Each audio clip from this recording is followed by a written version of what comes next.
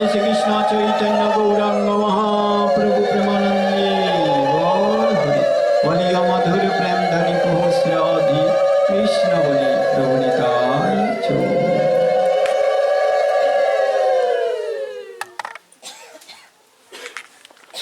মহাপ্রভুর বয়স যখন 11 বৎসর পূর্ণ হয়েছিল তখন তার মাতা সতী দেবীর বয়স ছিল 55 বৎসর।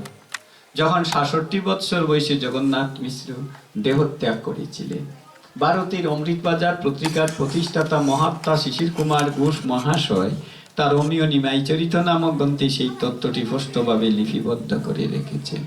তাই পুত্রের কর্তব্য বিদায় শ্রীমন মহাপ্রভু পিতৃবৃন্দ দান করতে 16 বৎসর বয়সে গয়ায় গিয়ে উপস্থিত হয়েছিলেন। তখন আমাদের শ্রীহট্টে সুনামগঞ্জ জেলার তাহিরপুর থানার পূর্ণিঘাট গ্রাম নিবাসী ঈশ্বরপুরী এবং ভারতের হরিয়ানা প্রদেশের লুধিয়ানা মঠের তৎকালীন মহন্তজি মহাসাধু যোগী তুতাপুরী গয়ায় উপস্থিত ছিলেন।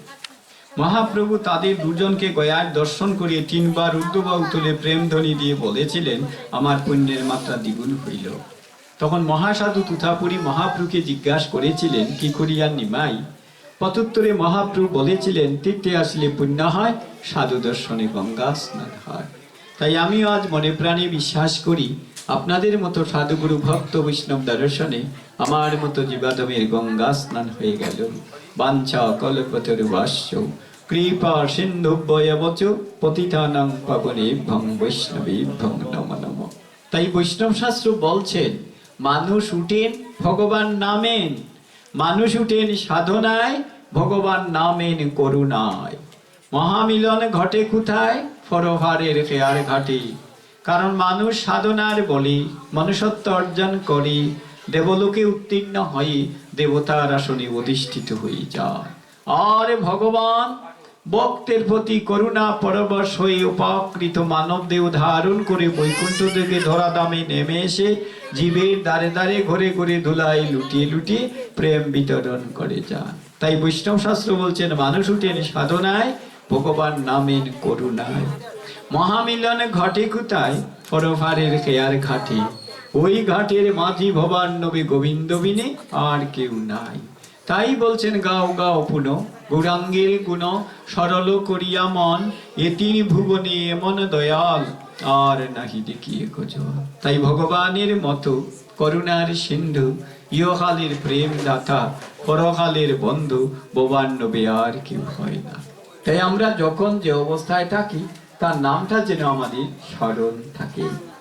সেজন্য জগৎগুরু ভগবান শ্রীকৃষ্ণ অর্জুনের মাধ্যমে জগৎবাসীকে উপলক্ষ করে বলেছিলেন, মন মনা ভব মদ ভক্ত মদ যাজীবং নমস্কুরু মাম বশ্যসি সত্যন্তে প্রতিজানি প্রিয় হুসিমি। হে অর্জুন, আমাকে প্রণাম করো, আমাকে নমস্কার করো, যাগ যজ্ঞ সব কিছু আমাতেই সমর্পণ করো। আমি সত্যে প্রতিজ্ঞাবদ্ধ হইতেছি যে আমি তোমাকে ভবের বন্ধন থেকে মুক্ত করিব। সুতরাং আমরা যখন যে অবস্থায় থাকি, হরে কৃষ্ণ, কষ্ট করেছি আর এই বসে শরীর যখন খারাপ, তাই আমরা যখন যে অবস্থায় থাকি নামটা যেন আমাদের সব সময় স্মরণ থাকে। জয় রাধি। তো আজকে উদয়স্থ হরিনাম যজ্ঞের অধিবাস, আমরা মহাপ্রভুর আগমন হরিনাম যজ্ঞে প্রবর্তন প্রসঙ্গে কিছু কথা বলবো। তার আগে গীতা সম্বন্ধে 2টি কথা বলেই প্রবেশ করব। জয় রাধি। আমাদের মনে রাখতে হবে, মানব জীবনের পূর্ণাঙ্গ জীবন সংবিধান হচ্ছে গীতা। আমি নির্দ্বিধায় বলি, complete answer of the code of life Gita. অর্থাৎ মানব জীবনের পূর্ণাঙ্গ জীবন দর্শন হচ্ছে গীতা। তাই গীতার সাথে যদি আমাদের জীবনকে সমন্বিত করতে পারি, আমাদের জীবনে কোনোদিন দুর্দিন হতে পারে না। তাই গীতা সনাতন ধর্মের শ্রেষ্ঠ গ্রন্থ। বব নদী পারের নির্ভুল অব্যর্থ তরণী। জগৎগুরু ভগবান শ্রীকৃষ্ণ অর্জুনের মাধ্যমে জগৎবাসীকে উপলক্ষ করে গীতা উপাদিষ্ট করেছিলেন। গীতা আজ থেকে 5153 বৎসর পূর্বে অগ্রহায়ণ মাস শুক্লা একাদশী তিথি, সেদিন ছিল রবিবার, আনুমানিক সকাল 8:30 ঘটিকার সময়ে ভারতের হরিয়ানা প্রদেশে বিরাট নদীর তটে কুরুক্ষেত্রের ময়দানে হরিবল ভগবান শ্রীকৃষ্ণ অর্জুনের মাধ্যমে জগৎবাসীকে উপদিষ্ট করেছিলেন। কারণ কুরুক্ষেত্রের যুদ্ধ যেভাবে অনুষ্ঠিত হয়েছিল আমরা দেখেছি দুটা পক্ষ ছিলেন। আমি গীতা সম্বন্ধে একটু বলেই হরিনাম যোগের অধিবাস করতে যাব। 9টা পর্যন্ত সময়, এরপরে অধিবাস কীর্তনীয় এসে যাবে নতিকাদা সাতক থেকে। আর আমিও 9টা যথেষ্ট, 2.5 ঘন্টা পেয়েছি, 6:30টায় বসেছি। তো সুতরাং 2.5 ঘন্টা কম নয়। তারপরেও দেখবেন কৃষ্ণ কথা বললে সময় এমনিতেই চলে যায়, বেকার সময় কাটে না, কাজের সময় এমনিতেই মুহূর্তে অতিক্রম হয়ে যায়। কারণ বিশ্ববিখ্যাত ও সমাজসেবিকা মাদার তেরেসা তিনি বলছেন জীবন হচ্ছে জ্বলন্ত সিগারেটের মতো। সিগারেটে একবার যদি মেসের কাঠি ফস্য করা যায়, টানো আর না টানো সিগারেট ফুলি এমনি ছাই হয়ে যায়। বুঝো এইভাবে জীবনটা কখন চলে যায় তার পাওয়া যায় না। জম একদিন এসে ইশারা করে চলো, বোঝা যায় না জীবন যৌবন কেমনে কেমনে চলে গেল। সুতরাং এজন্য শাস্ত্রকার বলছেন ক্ষণমীয় কাং গতি মা গতি সজ্জন কেয়া ববতি ববার নব তারণী নৌকা। ক্ষণকাল সাধু সঙ্গের ধারা যে পুণ্য লাভ হয়, তদ দ্বারা ভব নদী পাড়ি দিয়ে মানবের দিব্যধাম প্রাপ্তি ঘটিয়া যায়। তাই আমরা গীতা দিয়ে সূচনা করি, ভাগবতের মাধ্যমে চৈতন্য চরিতামৃতে প্রবেশ করি আজকের কৃষ্ণ কথা বিশ্রাম টানব। তো গীতা সম্বন্ধেই সূচনা করছি। কুরুক্ষেত্রের ময়দানে জগৎগুরু ভগবান শ্রীকৃষ্ণ অর্জুনের মাধ্যমে জগৎবাসীকে গীতা উপদিষ্ট করেছিলেন।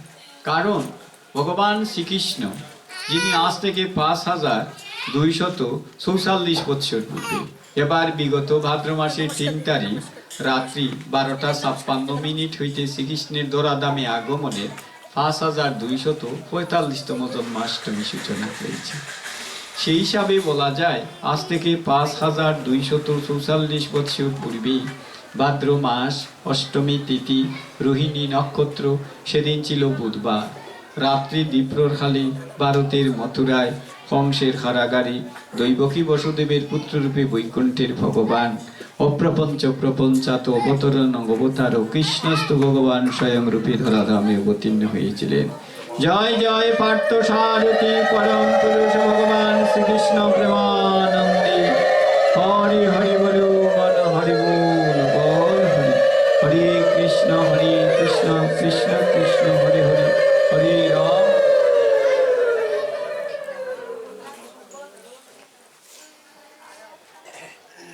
এবং ভগবান শ্রীকৃষ্ণ 10 বৎসর 8 মাস 29 দিন, যেটা ভাগবত সিদ্ধান্ত দিয়ে রেখেছেন, ছিলেন ব্রজে। 11 বৎসর শ্রীকৃষ্ণ ছিলেন হরিবল। 11 বৎসর বয়সে ভগবান শ্রীকৃষ্ণ চলে গেলেন দ্বারকায়। এই যে 22 বৎসর বয়সে, তাই 10 বৎসর 8 মাস 29 দিন শ্রীকৃষ্ণ ছিলেন ব্রজে। 11 বৎসর বয়সে শ্রীকৃষ্ণ চলে গেলেন মথুরায়। 22 বৎসর বয়সে শ্রীকৃষ্ণ চলে গেলেন দ্বারকায়। দ্বারকায় শ্রীকৃষ্ণ ছিলেন 103 বছর। এই হলো দাপর যুগে ভগবান শ্রীকৃষ্ণের ধরাধামে 125টি বছরের লীলা। দ্বারকা লীলায় ভগবান শ্রীকৃষ্ণের বয়স যখন 125 বছরে উত্তীর্ণ হয়েছিল, আর মাত্র 7 দিন বাকি, তখন ভগবান শ্রীকৃষ্ণ তার অন্তরঙ্গ ভক্ত শ্রীমান উদ্ধবের নিকট গিয়েছিলেন। যে তত্ত্বটি শ্রীমদ্ ভাগবতে উদ্ধব সংবাদ গ্রন্থে বর্ণিত আছে, যে তত্ত্বটি ভাগবতী উদ্ধব সংবাদে বর্ণিত আছে, যে তত্ত্বটি ডক্টর মহানামরচ ব্রহ্মচারী তার উদ্ধব সন্দেশ গ্রন্থে, যে তত্ত্বটি 1136 বাংলায় নবদ্বীপে সপ্ততীর্থ ফণ্ডে দুর্গাচরণ সাংখ্য সপ্ত বেদান্ত তীর্থ তার 12 সাবিত্রী নামক গ্রন্থে উল্লেখ করে রেখেছে। ভগবান শ্রীকৃষ্ণ যেদিন ভক্তপ্রভুর শ্রীমান উদ্ধবের নিকট গিয়েছিলেন, সেদিন ভক্তপ্রভুর শ্রীমান উদ্ধব শ্রীকৃষ্ণকে দর্শন মাত্র বলেছিলেন, জানি গো প্রভু জানি, তুমি যাচ্ছ প্রবাসী লীলা সংবরণ করতে, মৌসলের অভিশাপ থেকে যদুবংশকে রক্ষা করতে না। শ্রীকৃষ্ণ বলেছিলেন তথাস্তু, কিন্তু আমি তোমার কাছে কেন এসেছি জানো শ্রীমান উদ্ধব? তুমি আমার অবর্তমানে মধ্যে আমার প্রতিনিধি হয়ে জগতে আমার মহিমা প্রচার করবে। জয় রাধি। আপনারা হয়তো বলতে পারেন ভগবান লীলা সংবরণ করবেন, ভক্ত জানলেন কি করে? সেই প্রমাণটি তো আমরা আরো পাই চৈতন্য চরিতামৃতে অন্তলীলায় 11 পরিচ্ছেদ 565 পৃষ্ঠায় হরিদাস মহানির্যান অধ্যায়। ওই অধ্যায়ে আমরা দেখতে পাই নামাচার্য হরিদাস ঠাকুর মহাপ্রভুকে বলেছিলেন, এক চিন্তা হয় মোর বহুদিন হইতে লীলা সম্বরিবে তুমি মুরলয় চিত্তে, সেই লীলা প্রভু মুরি হবু না দেখাইবা, আপনার আগে মোর শরীর পারিবা। নয়নে দেখিব তোমার সিসাদ বদন, হৃদয়ে ধরিব তোমার অরাঙ্গা চরণ, জিব্বায় উচ্চারিব তোমার শ্রীকৃষ্ণ চৈতন্য নাম, এই মতো ইচ্ছা মোর ছাড়িব পরা। ভক্ত যদি অন্তরঙ্গ হয় ভগবানের অন্তরের বার্তা জানে। তাই ভক্ত প্রভুর শ্রীমান উদ্ধব শ্রীকৃষ্ণকে দর্শন মাত্রই বলছেন, জানি গো প্রভু জানি, তুমি যাচ্ছ প্রবাসে লীলা সংবরণ করতে, মৌসলের অভিশাপ থেকে যদুবংশকে রক্ষা করতে নয়। শ্রীকৃষ্ণ বলছেন তথাস্ত, কিন্তু আমি তোমার কাছে কেন এসেছি জানো শ্রীমান উদ্ধব? তুমি আমার অবর্তমানে মধ্যে আমার প্রতিনিধি হয়ে জগতে আমার মহিমাটুকু প্রচার করবে। জয় রাধি। ভক্ত প্রভুর শ্রীমান উদ্ধব বলছেন, প্রভু আমার যে কোনো যোগ্যতাই নেই। ভগবান শ্রীকৃষ্ণ উদ্ধবকে বলেছিলেন, আমি যাকে কৃপা করি তার আবার কিসের যোগ্যতা।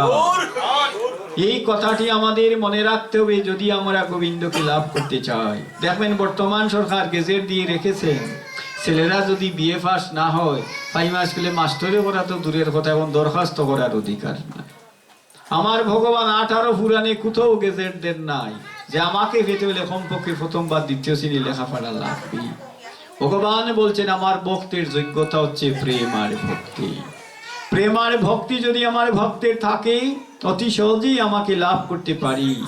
তাই রাজপুতনার রাজধানী চিতুরের মহারানী মহারানা প্রতাপ সিংহের পুত্রবধূ গুজরাট সিংহের সহধর্মিনী পঞ্চশিখে শিরোমণি মীরাবাই যথার্থই বলছেন, বিনা প্রেম সে নাহি মিলে নন্দলালা।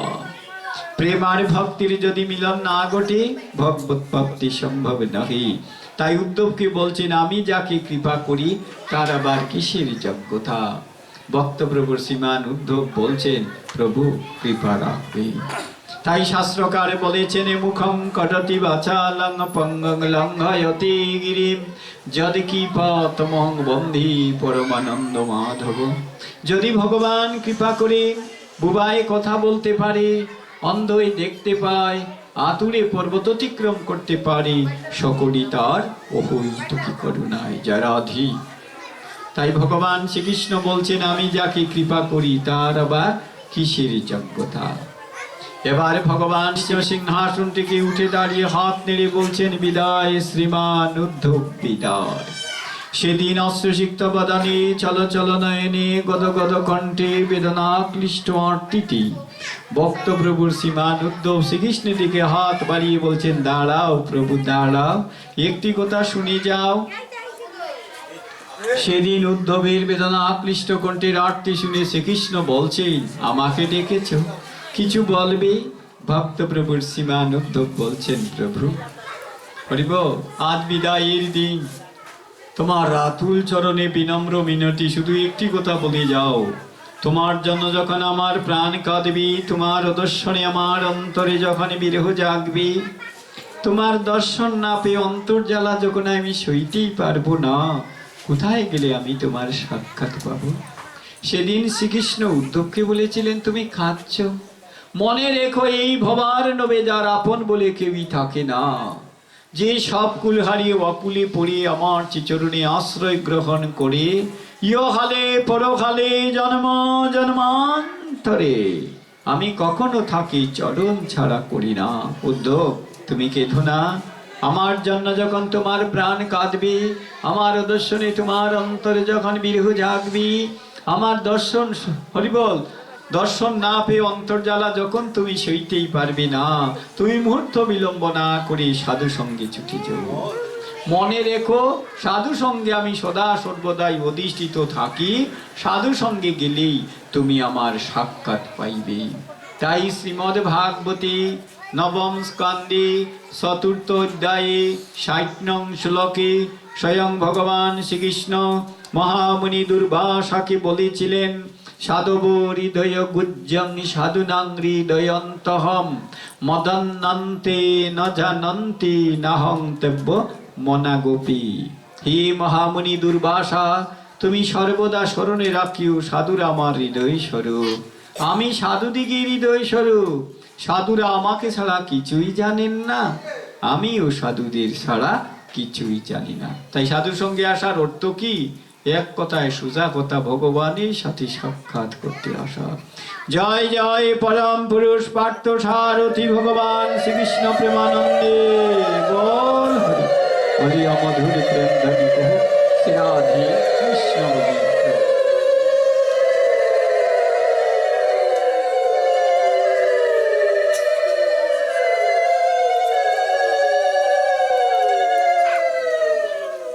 তাই তো সরস্বতীর বড় পুত্র মহাপণ্ডিত কালিদাস তার মহানাটক ও মহাকাব্যের ভূমিকায় লিখেছিলেন, দগ্ধং দগ্ধং পুনঃনতেজ্জতি কাঞ্চন দিব্যবর্ণং।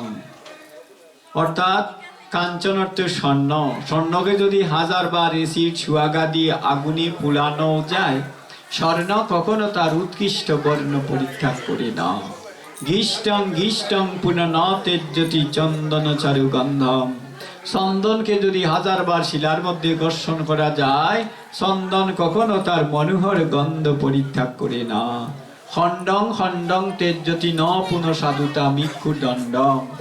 ইক্ষু দণ্ডকে খেটে খেটে যদি 100 টুকরাও করা যায়, ইক্ষু কখনো তার মিষ্টত্ব পরিত্যাগ করে না। প্রাণান্ত হবি বিকৃতি যায়তে মানব উত্তম। মানব যদি গোবিন্দের সেবা কার্য দাসত্ব করে মারাও যায়, জগতে তার দেহের বিনাশ হইলেও জগতে তার কীর্তির বিনাশ ঘটে না। তাই ভাগবত বলছেন, কৃষ্ণ ভক্ত নিষ্কাম অতএব শান্ত, ভক্তি মুক্তি সিদ্ধিহামি সকলই ও শান্ত। জয় রাধি। তাই শুধু ভক্তমণ্ডলী, আমাদের মনে রাখতে হবে, আমরা যেন যখন যে অবস্থায় থাকি ভগবানের নামটা আমাদের স্মরণ থাকি। তাই ভাগবত বলছেন, তব কথামৃতম তপ্ত জীবনম কবি বিড়িতং কলমশাপহম শ্রবণ মঙ্গলম শ্রীমদত তং ভুবি গিনন্তি তে বুরিদা জনা। 10ম স্কন্ধ 33 অধ্যায় 9ম শ্লোক রাসলীলায় গোপীরা গোবিন্দকে উদ্দেশ্য করে বলেছিলেন এই কথাটি। তোমার কথা অমৃত, তিতাবদগ্ধ জীবের ভব বন্ধনের মুক্তির একমাত্র উপায়। আর তোমার অমৃত কথা যারা শ্রবণ করে তারা জগতে শ্রেষ্ঠ জনা। ভাগবতের ভাষায় বুড়িদা জনা। ডক্টর মহানামব্রত ব্রহ্মচারী বরিশাল জেলার গৌরনদী থানার খালিশাকুটা গ্রামের খালিদার দাশগুপ্তের পুত্র ফরিদপুর শ্রীঅঙ্গনের মহেন্দ্রজির শিষ্য ডক্টর মহানামব্রত ব্রহ্মচারী বুড়িদা জনার ভাবার্থ বিজ্ঞায় রাস পঞ্চোধ্যায় ভাগবতের ফেলালোভ নামক টিকায় লিখেছেন, যারা কৃষ্ণ প্রেমধনের ধ্বনি ভাগবতী সুখদেব গোস্বাইপাদ তাঁকেই বলেছেন বুড়িদা জনা। আপনারা যদি বুড়িদা জনা না হইতেন, কৃষ্ণ প্রেমধনে ধ্বনি না হইতেন, কৃষ্ণ কথার প্রেমাকর্ষণী ছুটে আসতেন না শ্রীবাসাঙ্গনে। তাই আপনাদের সকলকে আমার বিনম্র প্রণাম। জয় রাধে শ্যাম, হরে কৃষ্ণ। তাই ভগবানের কথা অমৃত কথা, যে কথাটি শ্রবণ মাত্র জীবী ভব বন্ধন থেকে মুক্তি লাভ ঘটে। কারণ আজ থেকে 5153 বছর পূর্বে ভারতের হরিয়ানা প্রদেশে বিরাট নদীর তটে কুরুক্ষেত্রের ময়দানে যে যুদ্ধ অনুষ্ঠিত হয়েছিল, 2টা পক্ষ ছিল, পাণ্ডব পক্ষ আর কৌরব পক্ষ। কৌরবের পক্ষে শূন্য ছিলেন বেশি, গীতার ভাষায় মহাভারতের সিদ্ধান্তে 11 অক্ষৌহিনী। পাণ্ডবের পক্ষে ছিলেন 7 অক্ষৌহিনী। 1 অক্ষৌহিনী শূন্য সমান কতজন শূন্য হয়?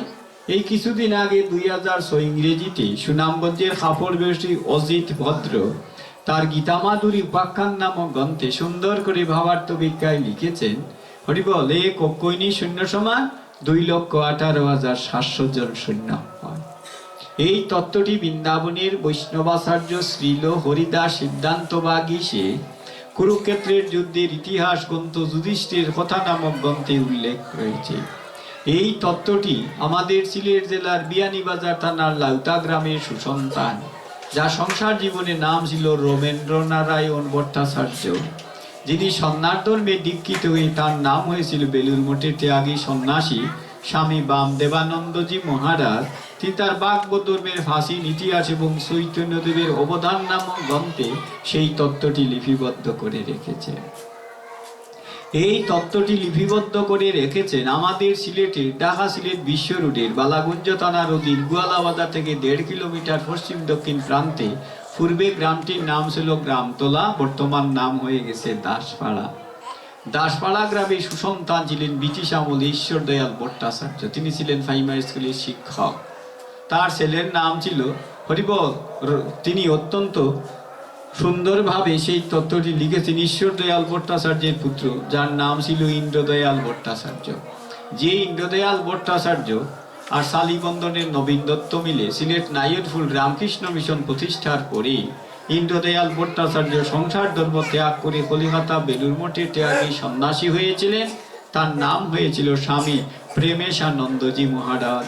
তিনি তার বাক্য ধর্মের ফাঁসি নীতিকথা গ্রন্থে এই তত্ত্বগুলো লিপিবদ্ধ করে রেখেছেন। এই তত্ত্বটি লিপিবদ্ধ করে রেখেছেন ঢাকা সিলেট বিশ্ব রোডের মৌলভীবাজার জেলার অধীন বর্তমান সরকার বাজার থেকে ৩ কিলোমিটার পশ্চিমে ৩৫০ ঘর হিন্দুর বসতি আদ্যাবধি একটি গ্রাম আছে। গ্রামটির নাম সাধুহাটি। মৌলভীবাজার জেলার ১৭০০ পরগনার সাধুহাটি গ্রামের জমিদার ছিলেন ১৮৯৯ ইংরেজিতে, যার নাম ছিল জমিদার যতীন্দ্রনাথ দত্ত, যিনি পরবর্তীকালে সন্ন্যাস ধর্মে দীক্ষিত কলিকাতা রামকৃষ্ণ মঠ মিশন বেলুড়ের ১১তম প্রেসিডেন্ট হয়েছিলেন। তার নাম হয়েছিল স্বামী গম্ভীরানন্দজি মহারাজ। তিনি তার ভাগবত তত্ত্বামৃত নামক গ্রন্থে এই কথাগুলো গুছিয়ে লিপিবদ্ধ করে রেখেছেন।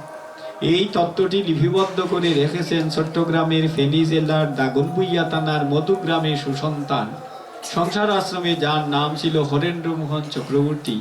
পরবর্তীকালে যিনি কলিকাতা বৃন্দাবনে গিয়ে তার নাম দিয়েছিলেন ছিল হরিদাস গোস্বামী। তার প্রথম গ্রন্থটির নাম বিষ্ণুপ্রিয়া চরিত্র, দ্বিতীয় গ্রন্থটির নাম ভাগবত তত্ত্বের ফাঁসির ইতিহাস। সেই গ্রন্থে এই কথাগুলো লিপিবদ্ধ আছে। এই তত্ত্বটি লিপিবদ্ধ করে রেখেছেন চট্টগ্রামের হাটহাজারী থানার ফতেহাবাদ গ্রাম নিবাসী, যার পূর্ব নাম ছিল সংসার জীবনে বিভূতিভূষণ দত্ত। তিনি সন্ন্যাস ধর্মে দীক্ষিত। তার নাম হয়েছিল স্বামী বিদ্যারণ্য। তার ৫ খণ্ডে লিখিত ভাগবত ধর্মের ফাঁসির ইতিহাস গ্রন্থের ৩য় খণ্ডে সেই তত্ত্বকথাগুলো লিখিত আছে। অর্থাৎ এক অক্ষয়নী শূন্য সমান ২,১৮,৭০০ জন শূন্য হয়। মহাভারতে এক অক্ষয়নী শূন্যকে ৪ ভাগে ভাগ করেছিলেন: পদাতিক, অশ্ব, রথি, হস্তি। পদাতিক শূন্য যারা পায়ে হেঁটে যুদ্ধ করেন, অশ্বারোহী যারা ঘোড়ার পিঠে চড়ে যুদ্ধ করেন, হস্তি বাহিনী যারা হাতির পিঠে চড়ে যুদ্ধ করেন, আর রথি বাহিনী যারা রথের উপর চড়ে যুদ্ধ করেছিলেন। তাহলে এক অক্ষয়নী শূন্য পদাতিক শূন্য কতজন ছিলেন? ১,০৯,৩৫০ জন। অশ্বারোহী শূন্য ছিলেন ৬৫,৬১০ জন। রথি শূন্য ছিলেন ২১,৮৭০ জন। হস্তি বাহিনী ছিলেন ২১,৮৭০ জন। এই ৪ ভাগ যোগ করলে কত হয়? ২,১৮,৭০০ জন। তাই কুরুক্ষেত্রের যুদ্ধে দুর্যোধনের পক্ষে ছিলেন ১১ অক্ষয়নী, পাণ্ডবের পক্ষে ছিলেন ৭ অক্ষয়নী। সর্বমোট কতজন শূন্য ছিলেন? ৩৯,৩৬,৬০০ জন। ভারতের হরিয়ানা প্রদেশে বিরাট নদী তটে ২৬ মাইল প্রশস্ত কুরুক্ষেত্রের মাঠে পাণ্ডবরা ছিলেন পূর্বমুখী, কৌরবরা ছিলেন পশ্চিমমুখী। দুর্যোধনের সেনাপতি ছিলেন ১৮ দিনের কুরুক্ষেত্রের যুদ্ধে ৬০ জন। প্রথম ১০ দিন ছিলেন প্রপিতামহ ভীষ্মদেব। ভীষ্মদেব ১০ম দিবসে যেদিন সরসজ্জায় শায়িত হয়েছিলেন, সেনাপতি হয়েছিলেন ভরদ্বাজ মুনির পুত্র পঞ্চমাটবের অস্ত্রগুরু। দুর্যোধনের কুরুক্ষেত্রের যুদ্ধের দ্বিতীয় সেনাপতি দ্রোণাচার্য। ত্রয়োদশ দিবসে দ্রোণাচার্যের পতন হলে সেনাপতি হয়েছিলেন শৈল্য। ষোড়শ দিবসে শৈল্যের পতন হলে সেনাপতি হয়েছিলেন কর্ণ। সপ্তদশ দিবসে কর্ণের মৃত্যু হলে ১৮ দিনের দিন দুর্যোধনের মৃত্যুর পর কুরুক্ষেত্রের যুদ্ধ পরিসমাপ্তি ঘটেছিল। এখানে লক্ষণীয়, অনুধাবনীয়, হৃদয়াঙ্গমের বিষয় যে পাণ্ডবের পক্ষে কুরুক্ষেত্রের যুদ্ধে কেউই সেনাপতি ছিলেন না। দুর্যোধন মামা শকুনির কুমন্ত্রণায় মাতুল, শ্বশুর, শালা, সম্বন্ধী, আত্মীয়, স্বজন, শরীর, বন্ধুগণ, জ্ঞাতিবর্গ, স্বজনগণ সকলকে তার পক্ষে নিয়ে গেলেন। যুধিষ্ঠির দেখলেন যুদ্ধ সমাগত, আপন বলে কেউ না।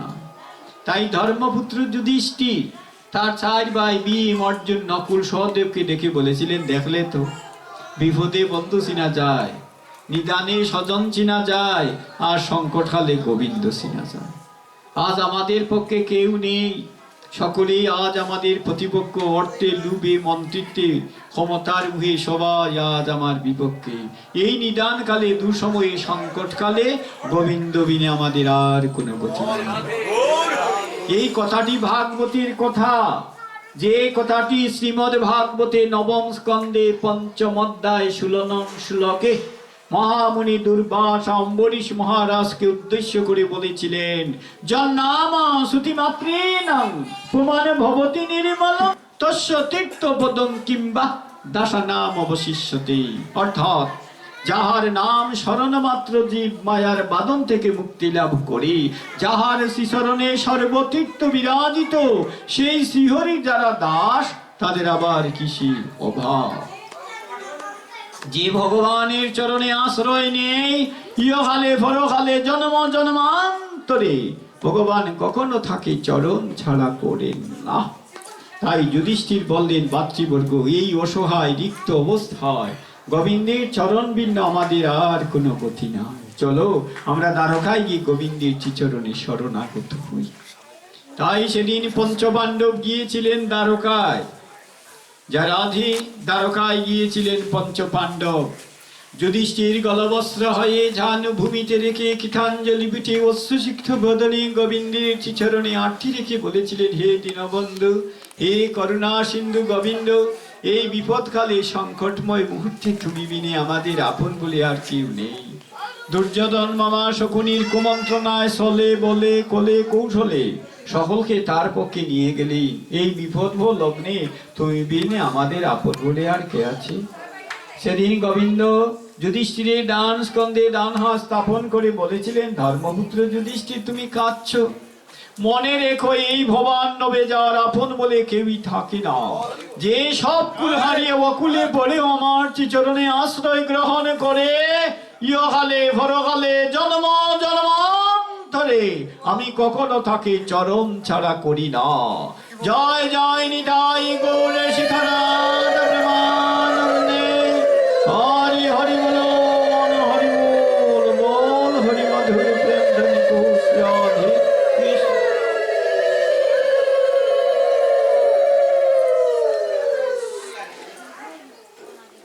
তাই ভগবান কথা দিয়েছিলেন, কুরুক্ষেত্রের যুদ্ধে বলেছিলেন, ধর্মপুত্র যুধিষ্ঠির, সত্য আর ধর্ম রক্ষার জন্য আমি কুরুক্ষেত্রের যুদ্ধে অর্জুনের রথে সারথিত্ব বরণ করিব। যা রাধি, তাই আমাদের মনে রাখতে হবে, হরিবল, আমরা যদি ভগবানের চরণ চিন্তায় মনকে ভাবিত রাখতে পারি, আমাদের জীবনে কোনোদিন দুর্দিন হবে না। যারা আপনারা একটু আগে হইলে মহিলারা বসতে, দাদা একটু আগে, এখানেই বসেন, একটু আগে।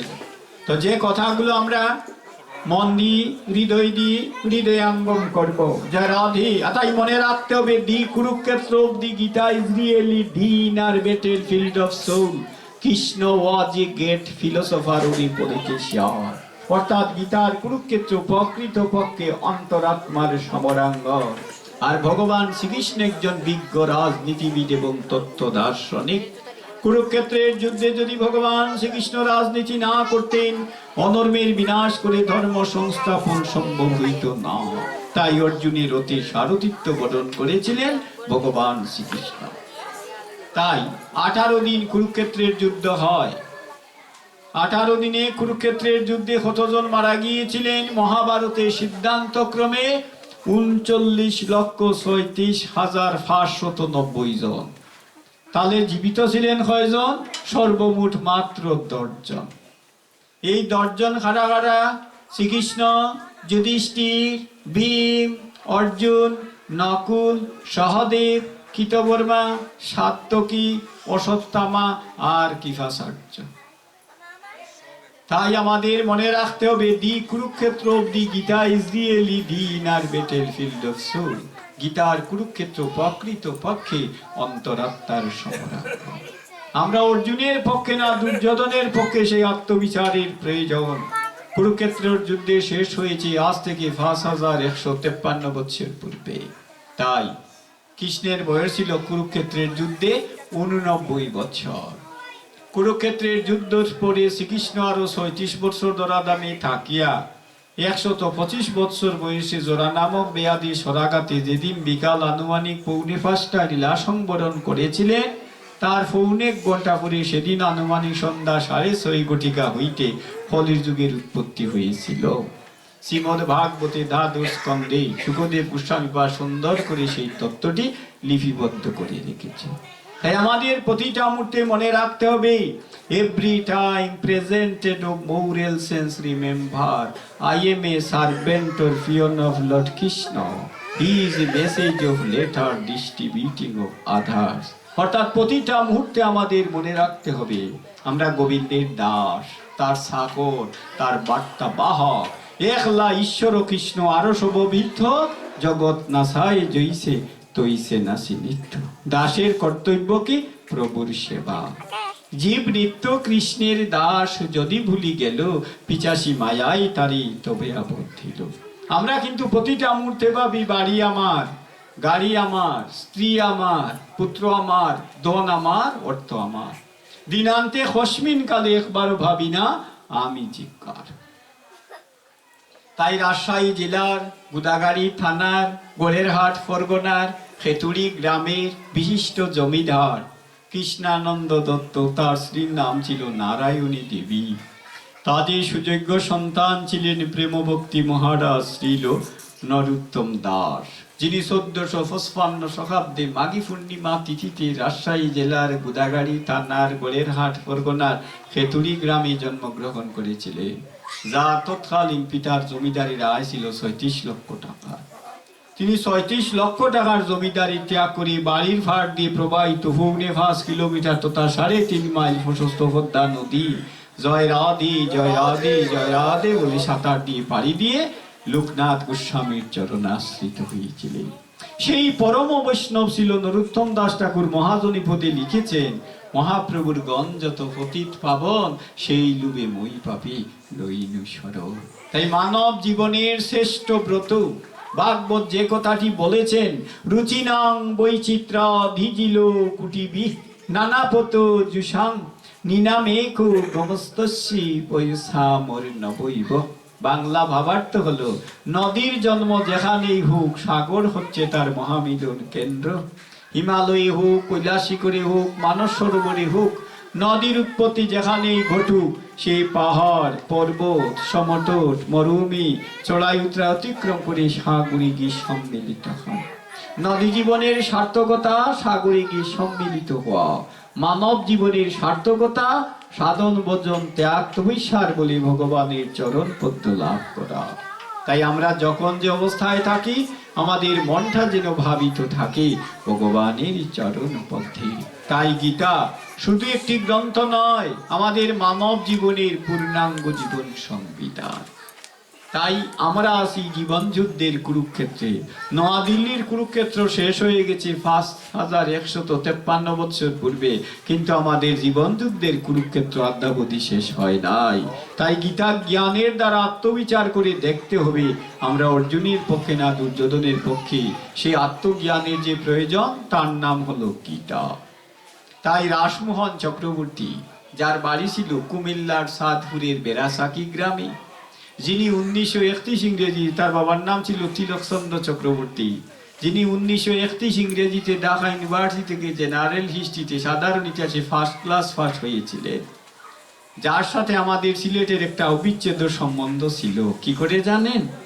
আমাদের সিলেটের একটি থানার নাম বিয়ানীবাজার। বিয়ানীবাজার থানার দাস গ্রামের বিখ্যাত জমিদার ছিলেন প্রমথনাথ দাস মহাশয়। প্রমথনাথ দাসের বাবার নাম ছিল পবিত্রনাথ দাস। জমিদার পবিত্রনাথ দাসের বাবার নাম ছিল গৌরচাঁদ দাস। গৌরচাঁদ দাস 1277 বাংলায় কিশোরগঞ্জের মুন্সেফ ছিলেন। তখন 1277 বাংলার হরিবল 13ই চৈত্র বুধবার জমিদার পবিত্রনাথ দাসের জন্ম হয়েছিল হরিবল কিশোরগঞ্জের বাজিত থানার মথুরাপুর তোমারতলা বালাটিয়া বাসা। তার পুত্র হচ্ছেন জমিদার পবিত্রনাথ দাস। পবিত্রনাথ দাসের পুত্র হচ্ছেন গীতা প্রেমিক জমিদার প্রমথনাথ দাস পুণ্যশ্লোক মহোদয়, যিনি আমার জানা মতো গ্রন্থের প্রমাণ মতো বাংলাদেশের মধ্যে সর্বপ্রথম গীতা জয়ন্তী প্রচলন করেছিলেন বিয়ানীবাজার সুফাতলা বাসুদেব বাড়িতে পঞ্চখণ্ডে। এটাই আমার জানা মতো গ্রন্থের প্রমাণ মতো ছিল বাংলাদেশের প্রথম গীতা জয়ন্তী। তার সাথে আরেকজন উজ্জ্বল নক্ষত্র ছিলেন, তার নাম ছিল হরিবল বিয়ানীবাজার পঞ্চখণ্ড হর গোবিন্দ হাই স্কুলের প্রথম সিনিয়র প্রধান শিক্ষক বিয়ানীবাজার রামকৃষ্ণ মিশনের প্রতিষ্ঠাতা শ্রীনাথ ভট্টাচার্য মহাশয়। এই শ্রীনাথ ভট্টাচার্য আর জমিদার প্রমথনাথ দাস মিলেই বিয়ানীবাজার সুগাতলা বাসুদেব বাড়িতে হরিবল 1957 ইংরেজিতে গীতা জয়ন্তীর প্রচলন করেছিলেন ভারত বিখ্যাত মহামানব মহাপুরুষ বাল গঙ্গাধর তিলকের অনুপ্রেরণায়। সেই গীতা জয়ন্তী বিয়ানীবাজারে যে অনুষ্ঠিত হয়েছিল সেটা ঐতিহাসিক। সেই গীতা জয়ন্তীতে যারা যোগদান করতেন, প্রথম 5 বছর প্রধান অতিথি ছিলেন কাশীর জাগ্রত শিব পৃথিবী বিখ্যাত পুরাতত্ত্ব বিশারদ ডক্টর গোপীনাথ কবিরাজ MA PhD ডিলিট মহোদয়। প্রতি বছর গীতা জয়ন্তীতে যোগদান করতেন বরিশালের গৌরনদী থানার খালিশাকুটা গ্রামের হরিবল মহামানব 1931 ইংরেজি হরিবল, যার সহচর্য পেয়েছিলেন ডক্টর মহানামব্রতজি, যাকে সঙ্গ দিতেন। তার নাম ছিল বরিশালের গৌরনদী থানার খালিশাকুটা গ্রামের কালিদাস দাশগুপ্তের পুত্র ফরিদপুর শ্রী অঙ্গনের মহেন্দ্রজির শিষ্য। 1933 ইংরেজি বিশ্ব ধর্ম মহাসম্মেলন শিকাগো শহরের দ্বিতীয় ভারতবাসী প্রবক্তা ডক্টর মহানামব্রত ব্রহ্মচারী MA PhD ভাগবত গঙ্গোত্তরী। প্রতি বছর যোগদান করতেন খুলনার বিরাটচন্দ্র বিশ্বাস, যশোরের নলিনীকান্ত ব্রহ্মচারী, কুমিল্লা ইতিহাস গ্রন্থের রসিকতা পূর্ণশশী বণিক, ব্রাহ্মণবাড়িয়ার কসবা থানার খাড়েরা গ্রামের এ যুগের শ্রেষ্ঠ সাধিকা। দেখবেন যারা ছেলে মেয়ে 4th শ্রেণীতে পড়ে ধর্মশিক্ষায় যার জীবনী ফাইট্য হয়েছে মা আনন্দময়ী। যোগদান করতেন শ্রীমঙ্গলের খালাফুল গোসাইবাড়ি চিরকুমার নিকুঞ্জ বিহারী গোস্বামী। যোগদান করতেন ভারতের অদ্বিতীয় পণ্ডিত কুলাউড়া থানার নর্থন গ্রামের দুর্গেশ নন্দন ভট্টাচার্য কাব্য বিনোদ। যোগদান করতেন কুলাউড়া রঙ্গিরকুল বৃদ্ধাশ্রমের অধ্যক্ষা সুহাসিনী দাস। যোগদান করতেন সুনামগঞ্জ জজকুটির গীতা প্রেমিক অ্যাডভোকেট ফদ্দুর্ণ কুমার চৌধুরী। যোগদান করতেন সিলেট জজকুটির সুনামধন্য উকিল ঐতিহাসিক কমলাকান্ত দাশগুপ্ত তারিণীকান্ত দত্ত। যোগদান করতেন গোলাপগঞ্জের হরিবল বিশিষ্ট পাঠক পরেশচন্দ্র দাস পাঠক সুধাকর বড়লেখার মুলাল গ্রামের নবগোপাল বৈষ্ণব সহ অনেক মহান ব্যক্তিবর্গ। আমার জানা মতো গ্রন্থের প্রমাণ মতো এটাই ছিল বাংলাদেশে প্রথম গীতা জয়ন্তী। 1957 ইংরেজি থেকে 1982 ইংরেজি পর্যন্ত রাসমোহন চক্রবর্তী প্রতি বছর গীতা পারায়ণে পৌরোহিত্য করিতেন। 1 বছর ডক্টর মহানামব্রত ব্রহ্মচারী প্রমথনাথ দাস জমিদারকে বলেছিলেন, এত টাকা খরচ করে গীতা জয়ন্তী করেন, আর শুনেছি আপনার মা সরলা সুন্দরী দাসী 4-5 জন মহিলা নিয়ে 1 মাস আগ থেকে গ্রামে গ্রামে গিয়ে গীতা জয়ন্তী নিমন্ত্রণ করে। নারিকেলের তক্তা, সিডার লাড্ডু, মুড়ির লাড্ডু, অতিথি সেবার জন্য নারিকেলের লাড্ডু অনেক কিছু তৈরি করে অতিথি উৎপাদন করতেন। এত টাকা খরচ করে 5 দিন ব্যাপী গীতা জয়ন্তী করে আপনার কি লাভ হয়? জমিদার বলেছিলেন, আমি চাই গীতার আদর্শে কিছু মানুষের দেবত্ব লাভ করতে। ওই কথাটি দেখবেন গীতার মাহাত্ম্যে লেখা আছে যে নিত্য গীতা পাঠ করে সে মনুষ্য নয়, সে দেবতার তুল্য। তাই গীতার সাথে সম্বন্ধ হলে কি হয়? মানুষ দেবতা হয়ে যায়।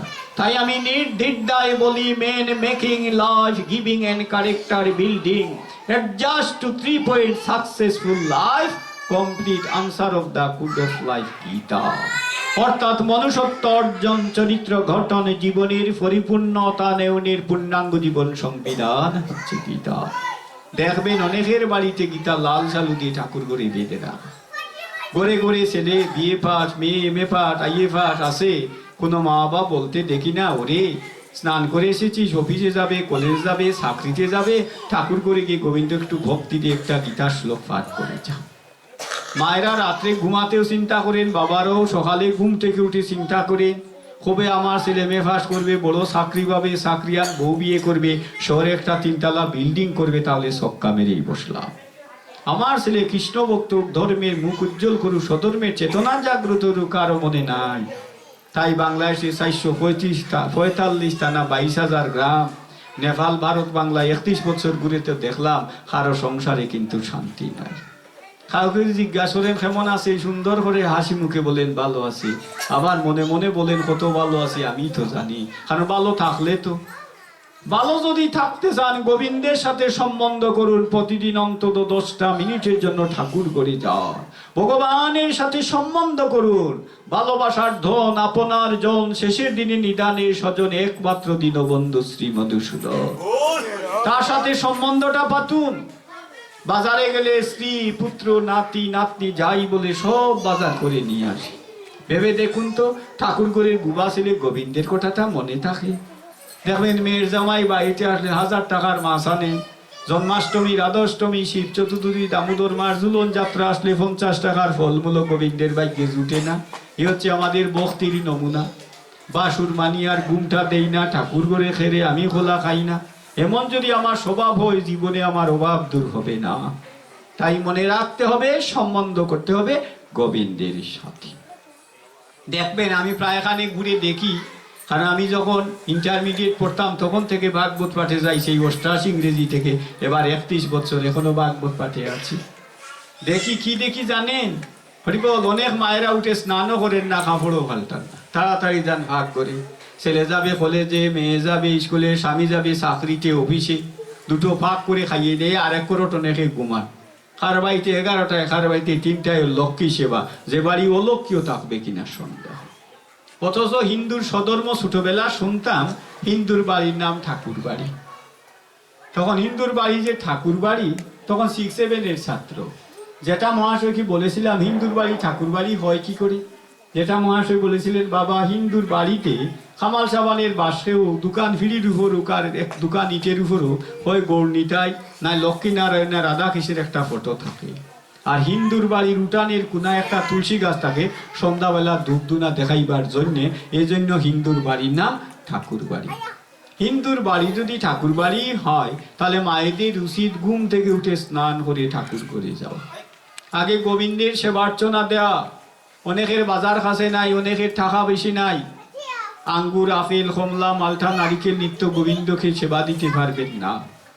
এই কথাটি ভেবে আমার মনে হয় আজ থেকে 5153 বছর পূর্বে শ্রীমদ্ ভগবত গীতা নবম অধ্যায় 26 নং শ্লোকে অর্জুনের মাধ্যমে জগৎবাসীকে উপলক্ষ করে শ্রীকৃষ্ণ বলেছিলেন, পত্রং পুষ্পং ফলং ত্বং যমে ভক্তা প্রযচ্ছতি তদং ভক্ত পরিতস্মামি প্রজাত্মমান। কোন ভক্ত যদি শ্রদ্ধায় আমাকে একটা তুলসী পত্র, একটা পুষ্প, একটি ফল, একটু জল নিবেদন করে, আমি ভক্তের শ্রদ্ধার দান সাদরে গ্রহণ করিয়া তাকে ভবার নব থেকে পরিত্রাণ করিয়া থাকি। জয় রাধে। দেবেশী নারদ তিনি গোবিন্দকে বললেন, গোবিন্দ আমার তো একটা জিজ্ঞাসা ছিল। গোবিন্দ বললেন, তথাস্তু। নবম অধ্যায় 26 নং শ্লোকটাকে একেবারে 16 আনা সঠিক। গোবিন্দ 3 বার বললেন, তথাস্তু নারদ, তথাস্তু, তথাস্তু। নারদ বলছেন, শুনো গোবিন্দ, এমন একটি ভক্ত এমন এক স্থানে বসে তপস্যা করছে, সেখানে কিন্তু তুলসী পত্র নাই, সে নিবেদনই করতে পারলো না, তাই বলে কি তুমি কৃপা করবে না? গোবিন্দ বললেন, নারদ সে যদি তুলসী পত্র দিতে নাই বা পারে, একটা চন্দন যোজিত পুষ্প না হয় আমার চিচরণে অর্পণ করুক, তাহলেই তো হয়ে যায়। নারদ বলছে, না গো প্রভু, সেখানে পুষ্পও তো নাই। গোবিন্দ হাসতে হাসতে বললেন, তোমার মুখে প্রথম থেকে শুধু নাই নাই নাই শুনে গেলাম, তুলসী পাতাও দিতে পারবে না, পুষ্পও দিতে পারবে না, আমি তাও বাদ দিলাম। সে ভক্তিগত চিত একটা ফল না হয় আমার নামে নিবেদন করুক, তাহলেই তো হয়ে যায়। নারদ তো বুদ্ধিমান ভক্ত, বলছে, শুনো গোবিন্দ, তুলসী পাতা ফুলের সাইতে ফলের দাম একটু বেশি, তার কিন্তু স্বাদ আছে, কিন্তু সাধ্য নাই, একটা ফলও জুটাইতে পারলো না তোমাকে নিবেদন করার মতো, তাই বলে কি তুমি কৃপা করবে না? গোবিন্দ বললেন, নারদ সে তুলসী পত্র দিতে পারবে না, পুষ্পও দিতে পারবে না, এবার সুন্দর যুক্তিও দিচ্ছ, একটা ফলও দিতে পারবে না, আমি তাও বাদ দিলাম। সে ভক্তিগত চিত্তে একটু জল না হয় আমার নামে অর্পণ করুক, তাহলেই তো হয়ে গেল। নারদ তো বুদ্ধিমান দেবদূতম নারদা, বলছে, শুনো গোবিন্দ, ধরো সে নির্জন পাহাড়ে মরুভূমির মধ্যে বসে তপস্যা করছে, সেখানে সে জল হবে কোথায়?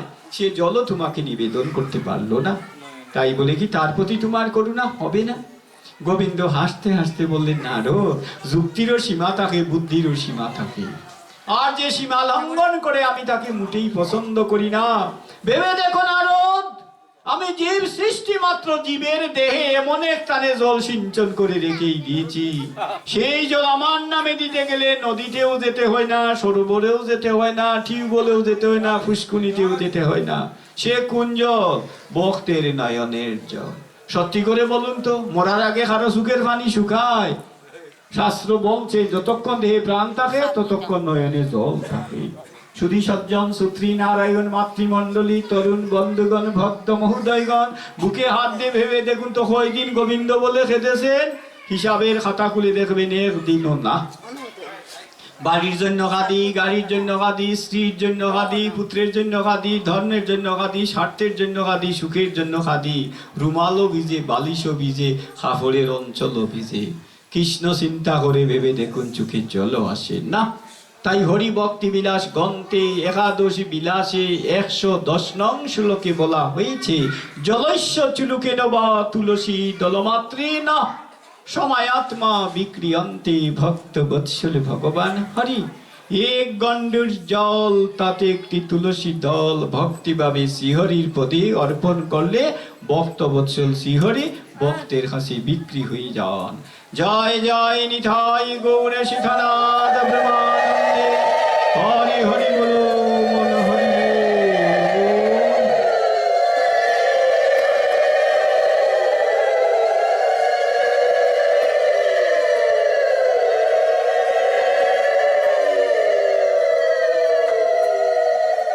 তাই ভালো যদি বাসতেই হয়, আপন বলে যদি কাউকে ভাবতেই হয়, তাহলে ইও পরকালীর পরম স্বজন রূপে ভাগবেন গোবিন্দকে। কারণ তিনি বিনে আপন এ ভবার নবে আর কেউ নাই। কি করে ভগবান আপন জানে? অনেক কথা বাবাকে, মাকে, ভাইকে, স্ত্রীকে, স্বামীকে বলা যায় না। লজ্জা হয়, সংকোচ হয়, অনুশোচনা হয়। ভেবে দেখুন, সেই সব কথা প্রাণ খুলে নিঃসংকোচে নিষ্কপটে কার কাছে নিবেদন করা যায়? একমাত্র গোবিন্দের কাছে। তাই রবীন্দ্রনাথ ঠাকুর, যাকে আমরা বিশ্বকবি বলি, কেউ বলেন কবিগুরু, আমি বাংলা সাহিত্যের একজন অনার্স মাস্টার্সের ছাত্র হিসাবে ছাত্র জীবনে রবীন্দ্রনাথকে অনুধাবন করেছিলাম। তিনি হচ্ছেন ঋষি কবি রবীন্দ্রনাথ, আমাদের আর্য ঋষিদের উত্তরসূরি। সেই ঋষি কবি রবীন্দ্রনাথ, যিনি 1268 সালের 25শে বৈশাখ কলিকাতার বিখ্যাত জোড়াসাঁকো ঠাকুর পরিবারে জন্ম নিয়েছিলেন। সেই ঋষি কবি রবীন্দ্রনাথ ঠাকুর, তার একটি কবিতার নাম আছে আত্মত্রাণ। আমরা সকলেই কিন্তু পড়েছি, মর্ম কিন্তু অনেকেই হৃদয়াঙ্গম করেনি। সেই কবিতায় রবীন্দ্রনাথ ঠাকুর কি লিখেছিলেন? বিপদে মুড়ে রক্ষা করো এই নহে মোর প্রার্থনা, বিপদে আমি না যেন করি ভয়, দুঃখ তাপে ব্যথিত চিতে নাইবা দিলে সান্ত্বনা, দুঃখে যেন করিতে পারি জয়, আমারই দুঃখের দিনে তোমারই মুখ লইব চিনি, আমায় যেন না করো বঞ্চনা, বিপদে মুড়ে রক্ষা করো এই নহে মোর প্রার্থনা। এটা হচ্ছে গীতা, ভাগবত, রামায়ণ, মহাভারতের সারাংশ, সামারি, সারমর্ম, মর্ম কথা। কারণ কুরুক্ষেত্রের যুদ্ধে ধর্মের বিজয়ী হরিবল পঞ্চপাণ্ডবের জয় হলো। দ্বারকার মহারাজ কৃষ্ণ কুরুক্ষেত্রের যুদ্ধে যার বয়স ছিল 89 বছর, তিনি হস্তিনার সিংহাসনে নিজ হাতে অধিষ্ঠিত করেছিলেন ধর্মপুত্র যুধিষ্ঠির। যা রাধে এবং ধর্মপুত্র যুধিষ্ঠিরকে সিংহাসনে বসিয়ে এবার ভগবান শ্রীকৃষ্ণ বিদায়ের জন্য সবার কাছে কুশলাদি বিনিময় করে গিয়েছিলেন অন্দরমহলের সদর দ্বারে পিসিমা কুন্তী দেবীর কাছে বিদায় নিতে। গিয়ে ডাকছেন, পিসিমা, পিসিমা, ও পিসিমা, পিসিমাকু। কুন্তী দেবী বলছেন, কৃষ্ণ আমাকে ডেকেছো? পিসিমা, আমাকে বিদায় দাও। কোথায় যাবে? দ্বারকায় ফিরে যেতে হবে না? দাদা বলরামের কাছে রাজ্যভার দিয়ে এসেছিলাম, পঞ্চপাণ্ডবের দূতাধিপনা করব, আর কর্তব্যের তাগিদে হয়ে গেলাম অর্জুনের রথের সারথি। বহুদিন গত হলো, বিদায় দাও। কুন্তী দেবী বলছেন, বাবা কৃষ্ণ, আমার জীবনের পরম ধন তুমি চুরি করে নিয়ে যাবে, আমি তোমাকে বিদায় দেব? আমি যে পারবো না। যা রাধে শ্রীকৃষ্ণ জিহ্বায় দন্তাঘাত করে গীতাঞ্জলি ফুটে বলছেন, পিসিমা গো, যার জন্য চুরি করি সেই বুঝি বলে চুর? তাহলে চুর বলতে তোমার মুখে একটু বাঁধলো না? বলো, এমন কোন ধন রত্নের অভাব রয়েছে দ্বারকায় যে আমি হস্তিনাপুর থেকে চুরি করিয়ে নিয়ে যাচ্ছি? কুন্তী দেবী গীতাঞ্জলি ফুটে বলছেন, বাবা তেমন মূল্যবান কোনো ধন নয়, কিন্তু আমার জীবনের অমূল্য রত্ন তুমি চুরি করে নিয়ে যাচ্ছ। তা হচ্ছে আমি যে জনম দুঃখী ছিলাম, আমার দুঃখটি। তখন কুন্তী দেবী কথাটি শুনে শ্রীকৃষ্ণ জিহ্বায় দন্তাঘাত করে বলছেন, এ কি বলছো গো পিসিমা? বনে বনে ঘুরেছো, হরিবল শকুনির কুমন্ত্রণায়, দুর্যোধনের অত্যাচারে কতই নির্যাতিত নিষ্পেষিত হয়েছে। এমনকি বারণাবটের যতুগৃহে পুড়ে মারতেও চক্রান্ত করেছিল দুর্যোধন। এত লাঞ্ছনা, গুঞ্জনা, যন্ত্রণা, উপবাস, অনিদ্রা অতিক্রম করি আর ধর্মের বিজয় হয়েছে, সত্যের জয় হয়েছে। দাদা যুধিষ্ঠির রাজা হয়েছে, তুমি হয়েছে রাজমাতা। আজ আবার কেন দুঃখ চাও পিসিমা? কুন্তী দেবী গোবিন্দকে জড়িয়ে ধরে করজোড়ে বলেছিলেন, বাবা দুঃখী ছিলাম বলে সর্বদাই তোকে স্মরণে রেখেছিলাম, দুঃখী ছিলাম বলে তোর শ্রীবদনী সান্ত্বনার বাণী শুনেছিলাম, দুঃখী ছিলাম বলে শত অভাবে সংকটে দুর্দিনে তুই ছায়ার মতো পাশে থেকে আমাদের রক্ষা করেছিলি। আজ রাজমাতা বাণী আমাকে চিরসুখী করে যাচ্ছিস, এত সুখে যদি থাকি জীবনে একদিন আর তোকে মনে পড়বে না। তাই তোর চরণ ধরে মিনতি করছি, জগতের সমগ্র দুঃখ আমার মাথায় অর্পণ কর, তথাপি আমায় চরণ ছাড়া করিস নি। তাই রামপ্রসাদ মালসিতে গিয়েছেন, দুঃখে যাদের জীবন গড়া তাদের আবার প্রখ্যাত কবি হেমচন্দ্র বন্দ্যোপাধ্যায় লিখেছেন, দুঃখের মতো এমন পরশ পাথর আর নাই। ভেবে দেখুন তো, আমরা কোনোদিন দুঃখ চাই? দন দাও, জন দাও, যশ চাও, প্রতিষ্ঠা দাও, কোনোদিন গোবিন্দের কাছে প্রার্থনা রাখি নাই, মিনতি করি নাই, নিবেদন করি নাই। দন চাই না, মান চাই না, প্রভু কেবল রাঙ্গা চরণ চাই। কারণ যে চরণে আশ্রয় নিলে আর শেষের দিন জীবের দুর্দিন নাই। তাই শ্রী ভক্ত মন্ডলী ভাগবত যথার্থই বলেছেন, জন্নাম শ্রুতিমাত্রীণং পুমান ভবতি নির্মলম তস্য তীর্থপদম কিংবা দাসনাম অবশিষ্যতে। যাহার নাম স্মরণ মাত্র জীব মায়ার বাঁধন থেকে মুক্তি লাভ করি, যাহার শ্রীচরণে সর্বতীর্থ বিরাজিত, সেই শ্রীহরির যারা দাস তাদের আবার কিসের অভাব। তাই ভালো যেন বাঁচতে পারি ভগবানকে যথা সর্বস্ব তার শ্রীচরণে সমর্পণ করে তার দাসত্ব যেন বরণ করতে পারি। কারণ শেষের দিন নিদানের কালে স্ত্রী, পুত্র, কন্যা, ভাই, বন্ধু কেউ শেষের দিন সাথে যাবে না, সেদিন বড় একা। তাই সময় থাকতে শেষের দিনের কথা ভেবে মনটা যেন সমর্পণ করতে পারি ভগবানের চরণ পথে। শুধু ভক্ত মন্ডলী, তাই গীতা শুধু একটি গ্রন্থ নয়, আমি নির্দ্বিধায় বলবো মানব জীবনের পূর্ণাঙ্গ জীবন সংবিধান। অনেকে আবার বলেন গীতা পাঠে ভুল হলে পাপ হবে, তাই পাপের বই অনেকে গীতাকে স্পর্শ করেন না। সেই ভ্রান্তিটি দূর করে দিলেন হরিবল আমার কলির ভগবান শ্রী গৌরাঙ্গ মহাপ্রভু, যিনি আজ থেকে 534 বছর পূর্বে 912 বাংলায় 1486 ইংরেজির 18 ফেব্রুয়ারি 1460 শতাব্দীর 23 ফাল্গুন শনিবার আনুমানিক সন্ধ্যা 6:30 ঘটিকায় পূর্ণগ্রাস চন্দ্রগ্রহণ লগ্নে শ্রীধাম নবদ্বীপে ভাগীরথী নদীর তটে নিম্ব বৃক্ষের নিচে পূর্ব ফাল্গুনী নক্ষত্রে সিংহ রাশিস্থ বাস করে শচীগর্ভ সিন্ধু হইতে 14 মাসের সময়ে ধরাধামে অবতীর্ণ হয়েছিলেন। মহাপ্রভু সংসার জীবনে ছিলেন 24 বৎসর। আজ থেকে 508 বছর পূর্বে 24 বছর বয়স 29 মাঘ বুধবার ভারতের হাটুয়ার কাঞ্চননগর গ্রামে কেশব ভারতীর নিকট মহাপ্রভু সন্ন্যাস গ্রহণ করেছিলেন। হরে কৃষ্ণ। কারণ আপনারা জানেন জগৎগুরু শিবাবতার শঙ্করাচার্য, যিনি শ্বাস কিতারে মোবাইল টিভা টিভি কৃষ্ণ কথা তুইয়া কি একটা হতুল বাদেও দেখতে আরম্ভ করো।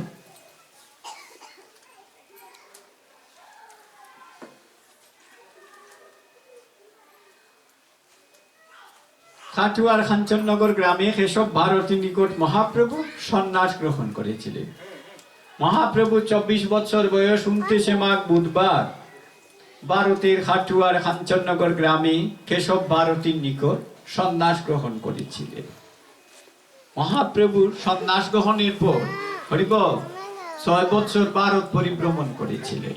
সেটাকে চৈতন্য চরিতামৃতে বলা হয় মধ্যলীলা। আমি মহাপ্রভু সম্পর্কে এসে অধিবাস তত্ত্বে এখন প্রবেশ করব। আর আছে মাত্র 1 ঘন্টা, 2 ঘন্টা কিন্তু চলে গেছে, সময়ের আলস্য নাই। হরিবল 1.5 ঘন্টা চলেই গেছে, আর 1 ঘন্টা আছে। দেখুন আরম্ভ মাত্রই শেষ হয়ে যায়। এখন 7:50 বাজে, আর বসেছিলাম 6:30টায়। 2 ঘন্টার আর 10 মিনিট বাকি। দেখুন কৃষ্ণ কথার সময় চলে যায়। আগে বলছিলাম না, সময় সাধু সঙ্গে গেলে সময় থাকে না, আর অসময়ে সময় কাটে না। তাই এজন্য বলছেন আমাদের মন দিয়ে, প্রাণ দিয়ে, হৃদয় দিয়ে ভগবানের কথা হৃদয়াঙ্গম করবেন। মহাপ্রভু হরিবল কেশব ভারতীর নিকট যখন সন্ন্যাস গ্রহণ করতে গিয়েছিলেন, তখন মহাপ্রভু কেশব ভারতী, আপনারা জানেন জগৎগুরু শিবাবতার শঙ্করাচার্য, যিনি 788 খ্রিস্টাব্দে ভারতের কেরল রাজ্যে পিতার নাম শিবগুরু, মায়ের নাম বিশিষ্ঠা দেবী, তাদের পুত্ররূপে ধরাধামে জন্মগ্রহণ করে কাশী মণিকর্ণিকার ঘাটে যোগী গোবিন্দনাথের নিকটে দীক্ষা লাভ করে সমগ্র পৃথিবীতে সনাতন ধর্ম সমুন্নত রেখেছিলেন। সেই জগৎগুরু শিবাবতার শঙ্করাচার্য ভারতের সন্ন্যাসী সম্প্রদায়কে 10 ভাগে ভাগ করেছিলেন। আপনারা যদি আরো বিশদ জানতে চান, স্বর্গীয় অক্ষয় কুমার দত্তের লেখা 2 খণ্ডে ভারত উপাসক সম্প্রদায় প্রথম 3য় খণ্ড আস্বাদন করতে পারে। এই যে 10 নামী সন্ন্যাসী সম্প্রদায় বন, পর্বত, অরণ্য, গিরি, ফুরি, ভারতী, খানফট, আগর, বর্তহরি, সাগর, সরেস্বতী। তাই ভারতী সম্প্রদায়ের তৎকালীন আচার্য কেশব ভারতীর কাছে 24 বছর বয়স 29 মাঘ বুধবার সকাল 11 ঘটিকার সময় মহাপ্রভু খাঞ্চননগর, খাটুয়ার খাঞ্চননগরে তার আশ্রমে গিয়েছিলেন সন্ন্যাস ধর্ম গ্রহণ করতে। আলোর পথে ভারতে যাত্রা নামক গ্রন্থের নবদ্বীপের নিমাইচাঁদ গোস্বামী যে তত্ত্বটি সুন্দর করে লিপিবদ্ধ করে রেখেছেন, বৃন্দাবনের বৈষ্ণবাচার্য ছিল হরিদাস সিদ্ধান্ত বাগুস মহাপ্রভু সন্ন্যাসীলা প্রসঙ্গ নামক গ্রন্থে 1136 বাংলায় নবদ্বীপের সপ্ততীর্থ পণ্ডিত দুর্গাচরণ সাংখ্য সপ্তবেদান্ত তীর্থ তার 1200 গ্রন্থে নরসিংদীর ফাটিলপটি গুর বিষ্ণু আশ্রমের প্রতিষ্ঠাতা বাউল সম্রাট হরিগুণাকর হরিচরণ আচার্য 1229 বাংলায় তার কবির জঙ্কার নামক গ্রন্থে সেই তত্ত্বগুলো লিপিবদ্ধ করে রেখেছেন। পশ্চিমবঙ্গের বিশিষ্ট লেখিকা মালা মৈত্র তার বিষ্ণুপ্রিয়া জীবন সাধনা গ্রন্থে কিঞ্চিত মাত্র ইঙ্গিত দিয়েছেন। আমি কয়েকটি গ্রন্থের আলোকেই বলছি। কেশব ভারতীর কাছে গিয়ে মহাপ্রভু প্রণাম করে বললেন, গুরুদেব কৃপা করে আপনি আমাকে সন্ন্যাস ধর্মে দীক্ষিত করুন। নিতাই গৌর হরিবল। তখন কেশব ভারতী মহাপ্রভু চরণ থেকে বদন 3 বার দর্শন করে বললেন, না রে বাবা, তোমার সন্ন্যাসের সময় হয়নি। মনে রাখবেন, দেখা এক জিনিস, দর্শন আর এক জিনিস। দেখা যেমন ফর এক্সাম্পল সদে উদাহরণস্বরূপ বলি, কেউ জেলের গেট দিয়ে যাচ্ছে, দেখলো জেলের গেটে 2 জন কথা বলছে, দেখে দূর থেকে ভাবলো হরিবল মনে হয় 2 কয়েদি কথা বলছে, এটা হলো দেখা। জেলের ভিতরে প্রবেশ করে দেখলো জেল সুপার একজন কয়েদির সাথে কথা বলছেন, তার নাম হলো দর্শন। একজন হসপিটালের ফাঁড় দিয়ে যাচ্ছে, খাসে জানালা দিয়ে চাকু দিয়ে কেউ কারো পেট কেটে ফেলছে, মনে করলো কোনো ডাকাত কাউকে হত্যা করছে। হাসপাতালের ভিতর প্রবেশ করে দেখলো ডাক্তার রোগীকে অপারেশন করছেন, তার নাম হলো দর্শন। তাই দেখার দর্শন এক জিনিস নয়, তত্ত্ব আর তথ্য এক বস্তু। তাই মহাপ্রভুকে দর্শন করে হরিবল কেশব ভারতী বললেন, তোমার বাবা সন্ন্যাসীর সময় হয়নি। মহাপ্রভু বললেন, কি করে? কেশব ভারতী বললেন, বাড়ি তাও জানতে চাও, বলো তো তোমার সংসারে কে কে আছে? মহাপ্রভু বললেন, বৃদ্ধ মাতা ঠাকুরানী শশী দেবী আর নবপরিতা সহধর্মিনী বিষ্ণুপ্রিয়া। আর মহাপ্রভু প্রথম বিবাহ করেছিলেন সনাতন মিশ্রের কন্যা লক্ষ্মীপ্রিয়াকে। বিরহ ধর্মর দর্শনে লক্ষ্মীপ্রিয়া মারা যাওয়ায় দ্বিতীয় বিয়ে করেছিলেন নবদ্বীপের রাজপণ্ডিত হরিবল সনাতন মিশ্র। তার স্ত্রীর নাম ছিল মহামায়া দেবী, তাদের 13 বছরের বয়স্ক কন্যা বিষ্ণুপ্রিয়াকে। তাই কেশব ভারতী বললেন, ও বাবা, তোমার ধর্ম তোমার গিয়ে মায়ের সেবা ভরিয়া স্ত্রীর বরণ পোষণ তোমার ধর্ম, তুমি গৃহে ফিরিয়া যাও। মহাপ্রভু বলেন, আপনি বলেন সময় হয়নি, আমি দেখি সময় চলে যায়। কেশব ভারতী হাসতে হাসতে বলেন, বাহ, তাহলে আমার চেয়ে তুমি ভালোই তো বুঝো, বলো তো কি করে? মহাপ্রভু বলেছিলেন, সত্য রজ তম এই 3 গুণের অতীত না হইলে 30 বছরে সাধন ভোজন হয় না। ধর্ম অর্থ কাম মোক্ষ চতুর্বর্গ ফল লাভ না করলে 40 বছরে হয় না। গুজ্জমূলে জীবাত্মা, লিঙ্গমূলে ভূতাত্মা, নাভিপথে পরমাত্মা, কণ্ঠমূলে আত্মারাম, আজ্ঞাচক্রে আত্মা রামেশ্বর। এই পঞ্চতত্ত্ব না জানিলে 50 বছরই তো হয় না। কাম, ক্রোধ, লোভ, মোহ, মদ, মাৎসর্য এই ষড়রিপু দমন না হলে 60 বছরে হয় না। শ্রদ্ধা, সঙ্গ, ভজন, অনর্থ নিবৃত্তি, নিষ্ঠা, রুচি, আসক্তি এই সপ্ত আদর্শে চরিত্র গঠিত না হইলে সত্যই হয় না। কুল, শীল, মান, লজ্জা, অহংকার, আমিত্ব, অভিমান, অভিপ্রায়, অষ্টভাস বলি না দিলে 80 বছরেও তো সাধন ভোজন হয় না। শ্রবণ, কীর্তন, স্মরণ, পদসেবা, অর্চন, বন্ধন, দাস্য, সৈক্য, আত্মনিবেদন এই নববিধা ভক্তি না জানলে 90তে হয় না। তাহলে সময় কখন? কেশব ভারতী বলেন, বাবা তুমি এত জানো, তাহলে তুমি একটু থামো। কেশব ভারতীর কথায় মহাপ্রভু চুপ হয়ে দাঁড়িয়ে রইলেন। কেশব ভারতী তার শিষ্যকে ডেকে বলেন, কই রে বাবা, আমার চিনির ভাণ্ডারটা নিয়ে আয় তো। আনা হলো চিনির ভাণ্ড। এই 3টা আঙ্গুল চিনির ভাণ্ডে প্রবেশ করালেন কেশব ভারতী। যতটুকু চিনি সঞ্চিত তাকে 3টা আঙ্গুলের ফাঁকে মহাপ্রভু বললেন, বাবা এদিকে আসো, একটু হাঁ করো, জিহ্বাটা বিনির্গত করো তো দেখি। জিহ্বার অগ্রভাগে চিনি দানাগুলো দিয়ে বলেন, মুখ বন্ধ করে রাখো। আমি না বললে জিহ্বাও নাড়বে না, ততক্ষণ মুখও খুলবে না, সাবধান। আনুমানিক 15 মিনিট পরে বললেন, বাবু একটু ফুদাও তো দেখি। মহাপ্রভু যখন ফু দিলেন, জিহ্বা থেকে চিনি দানাগুলো উড়ে গেল। এক কণা চিনি 15 মিনিটে বদ্ধ মুখে গলে নাই। যারা দে লক্ষ্য করুন। কেশব ভারতী মাথা নত করলে। মহাপ্রভু মুস্কি এসে বলছেন, গুরুদেব কিছুই বললেন না যে? কেশব ভারতী বললেন, বুঝেছি রে বাবা, তোমার সন্ন্যাসের সময় হয়েই গেছে। মহাপ্রভু বললেন, 15 মিনিট আগে বললেন সময় হয়নি, 15 মিনিটের সময় হয়ে গেলে একটু বুঝিয়ে বলবেন।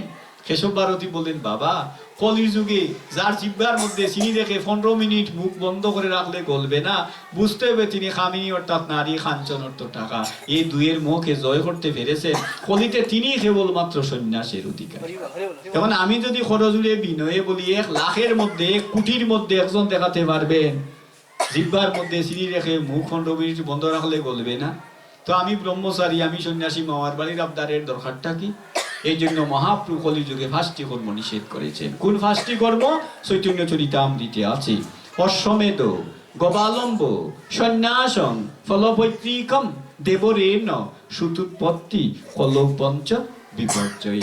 নরমের যজ্ঞ, অশ্বমের যজ্ঞ, গমেদের যজ্ঞ, দেবর দিয়ে পুত্র উৎপাদন, আমিষ দিয়ে পিতৃ শ্রাদ্ধ। এই ফাঁসটি কর্ম মহাপ্রভু কলি যুগে নিষিদ্ধ করেছিলেন।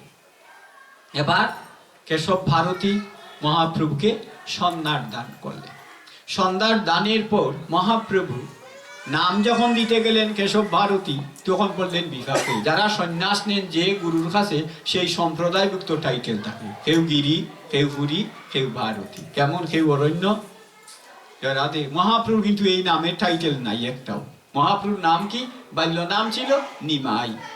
আজ থেকে 534 বছর পূর্বে নিম্ববৃক্ষের নিচে মহাপ্রভু আনুমানিক 6টা 29 মিনিটে ভূমিষ্ঠ হয়েছিলেন। তাই মহাপ্রভু মা সচী দেবী জমের মুখে চিতা দিয়ে ওখানে 8টি সন্তান মারা যাওয়ায় মহাপ্রভু নাম রেখেছিলেন নিমাই। নবদ্বীপের নবীনানন্দ আচার্য মহোদয় মহাপ্রভুর কুষ্টি রচনা করে রাশির বিচারে মহাপ্রভুর নাম দিয়েছিলেন বিশ্বাম্বর মিশ্র।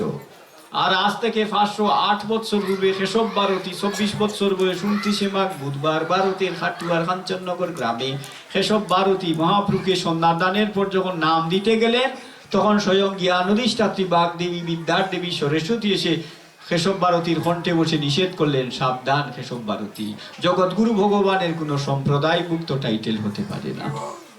তাই ধ্যানের মাধ্যমে মহাপ্রভু নাম দিলেন কেশব ভারতী শ্রীকৃষ্ণ চৈতন্য শ্রীমন গৌরাঙ্গ মহাপ্রভু। এলা হলো মহাপ্রভু সন্ন্যাস নাম।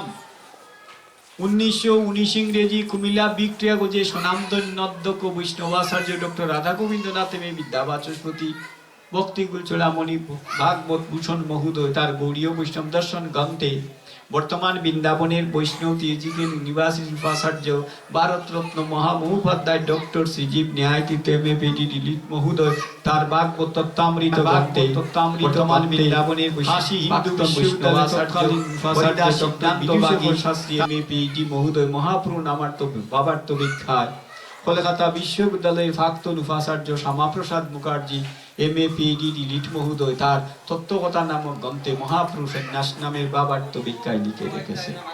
খন্ডমূলে শ্রীনাম জবে হরিলাই অর্পণ, সেখারণে শ্রীকৃষ্ণ নাম হইল তখন, আত্মাকে চৈতন্য হরি বিকারাদি নাশ, সেখারণে চৈতন্য নাম পাইল প্রকাশ, বাহিরের আধার বা অন্তর কৃষ্ণময়, সে কারণে নামটি তাহার শ্রী গৌরাঙ্গ হয়, মহাভাবে মগ্ন সদা অভাব নহে হবু, সে কারণে নামটি তিনি ধরেন মহাপ্রভু।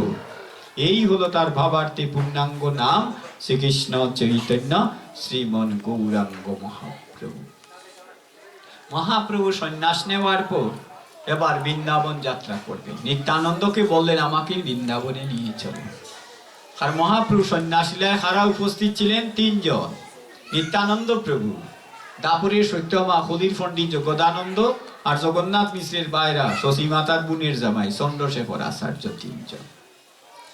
তাই মহাপ্রভু সন্ন্যাস নেওয়ার পর বৃন্দাবনের পথে যাত্রা করেছেন আর প্রতিজ্ঞা করেছেন সন্ন্যাস নিয়ে মা ছাড়া অন্য তিনি আর জীবনে গ্রহণ করবেন।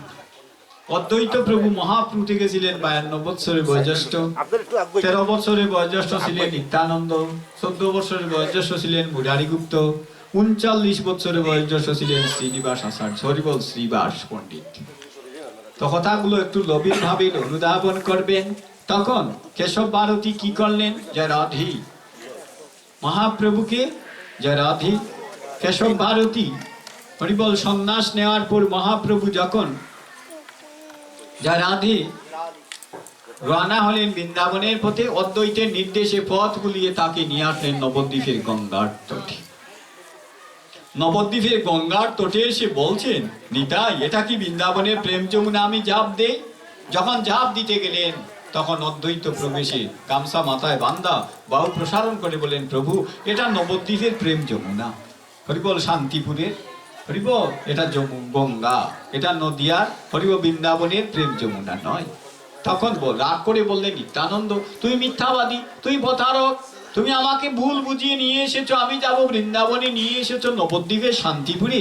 অদ্বৈত করে জুড়ে বললেন, প্রভু আমি প্রভু নিতাইকে বলেছিলাম, আর তুমি প্রতিজ্ঞা করেছো সন্ন্যাস নিয়ে মায়ের হাতের ভাগ সারা জীবনে অন্ন গ্রহণ করবে না, তাহলে কি সারা জীবন অন্ন ত্যাগ করে থাকবে? অপরাধ যদি হয় আমার, দয়া করে নৌকায় উঠো। সেদিন মহাপ্রভু নৌকায় উঠলেন। তখন নদী অপারে শান্তিপুর নিয়ে আসলেন অদ্বৈত আলয়, স্বর্ণের সিংহাসনে চাদর পেতে মহাপ্রভুকে বসালেন। তারপর মহাপ্রভুকে অদ্বৈত প্রভু নিজ হাতে চরণ প্রক্ষালন করে ফুল বেল পাতা দিয়ে পুজো দিলেন। যে তত্ত্বটি চৈতন্য চরিতামৃতে আদিলীলায় অদ্বৈত করে মহাপ্রভু পূজার্চনা প্রসঙ্গে লিখিত আছে, সেই গ্রন্থটির নাম শ্রী শ্রী চৈতন্য চরিতামৃত। গ্রন্থটি 1537 খ্রিস্টাব্দে জ্যৈষ্ঠ মাস কৃষ্ণা পঞ্চমী তিথি, সেদিন ছিল রবিবার, দিবাভাগ 2:30 ঘটিকার সময়ে শ্রীধাম বৃন্দাবনে মদন গোপাল মন্দিরের শ্রীয়াঙ্গিনায় বসিয়া দাপরে শুকদেব তথা কলির কৃষ্ণদাস কবিরাজ গোস্বামী রচনা করেছিলেন। আদিলীলায় 17 অধ্যায় 6500 শ্লোকে মহাপ্রভুর গার্হস্থ্য জীবনের 24 বছরের বিবরণ, মধ্যলীলা 25টি অধ্যায় 6051টি শ্লোকে মহাপ্রভুর সন্ন্যাসগণের 6 বছর ভারতের পরিভ্রমণ তত্ত্ব, অন্তলীলা 20টি অধ্যায় 2500 শ্লোকে মহাপ্রভু লীলাচলী ফুরিজা জাফুতাপুরের কুলগুরু হাসি মিশ্রের বাড়ির গঙ্গে 18 বছর লীলা করে 27 আষাঢ় বুধবার 1537 খ্রিস্টাব্দে দিবাভাগ 2:30 ঘটিকায় 48 বছর বয়সে লীলা সংবরণ। এই হলো 15,051টি শ্লোকে 62টি অধ্যায়ে 3 খণ্ডে ভক্ত কলির ভগবান শ্রী গৌরসুন্দরের পূর্ণাঙ্গ জীবনী দর্শন গ্রন্থ শ্রী শ্রী চৈতন্য চরিতামৃত। এই তত্ত্বটি সুন্দর করে লিখে রেখেছেন কুমিল্লা ভিক্টোরিয়া কলেজের বাংলা সাহিত্যের অধ্যাপক ছিলেন, উপমহাদেশের বিখ্যাত বাংলা সাহিত্যের প্রথম ইতিহাস গ্রন্থ বঙ্গভাষা ও সাহিত্য নামক গ্রন্থের রচয়িতা রায়বাহাদুর ডক্টর দীনেশ চন্দ্র সেন মহোদয়। তিনি তার বঙ্গভাষা সাহিত্য নাম বাংলা সাহিত্যের প্রথম ইতিহাস গ্রন্থে সেই তত্ত্বটি লিপিবদ্ধ করে রেখেছেন। এই গ্রন্থটি রচনা করে কৃষ্ণদাস কবিরাজ গোস্বামী লিখেছিলেন, যোগাই মাদাই সেটে আমি সে পাপিষ্ঠ, পুরুষের কীটের সাইটে আমি সে লঘিষ্ঠ, আমার নাম শুনলে মহাপাপ হয়, আমার নাম মুখে আনিলে শূন্য যায় হয়, মনীষের রচিত নারে হইছে গ্রন্থ ধন্য, বৃন্দাবন দাসের মুখে ভক্তাশ্রী চৈতন্য, চৈতন্য লীলারও ব্যাস বৃন্দাবন দাস, বৈষ্ণব হইতে বলেছিল সাত, ত্রিনাদবী শ্লোক পড়ে ফরিয়া গেলাম বাদ। আমি সেই গ্রন্থের মধ্যলীলা প্রসঙ্গে এখনকার দৃষ্টান্তটি নিবেদন করবো। ওই যে মহাপ্রভু বলছেন গীতা পাঠে ভুল হলে পাপ হয় না, ওই কথাটি বলে আমি অধিবাস তত্ত্বে চলে যাব।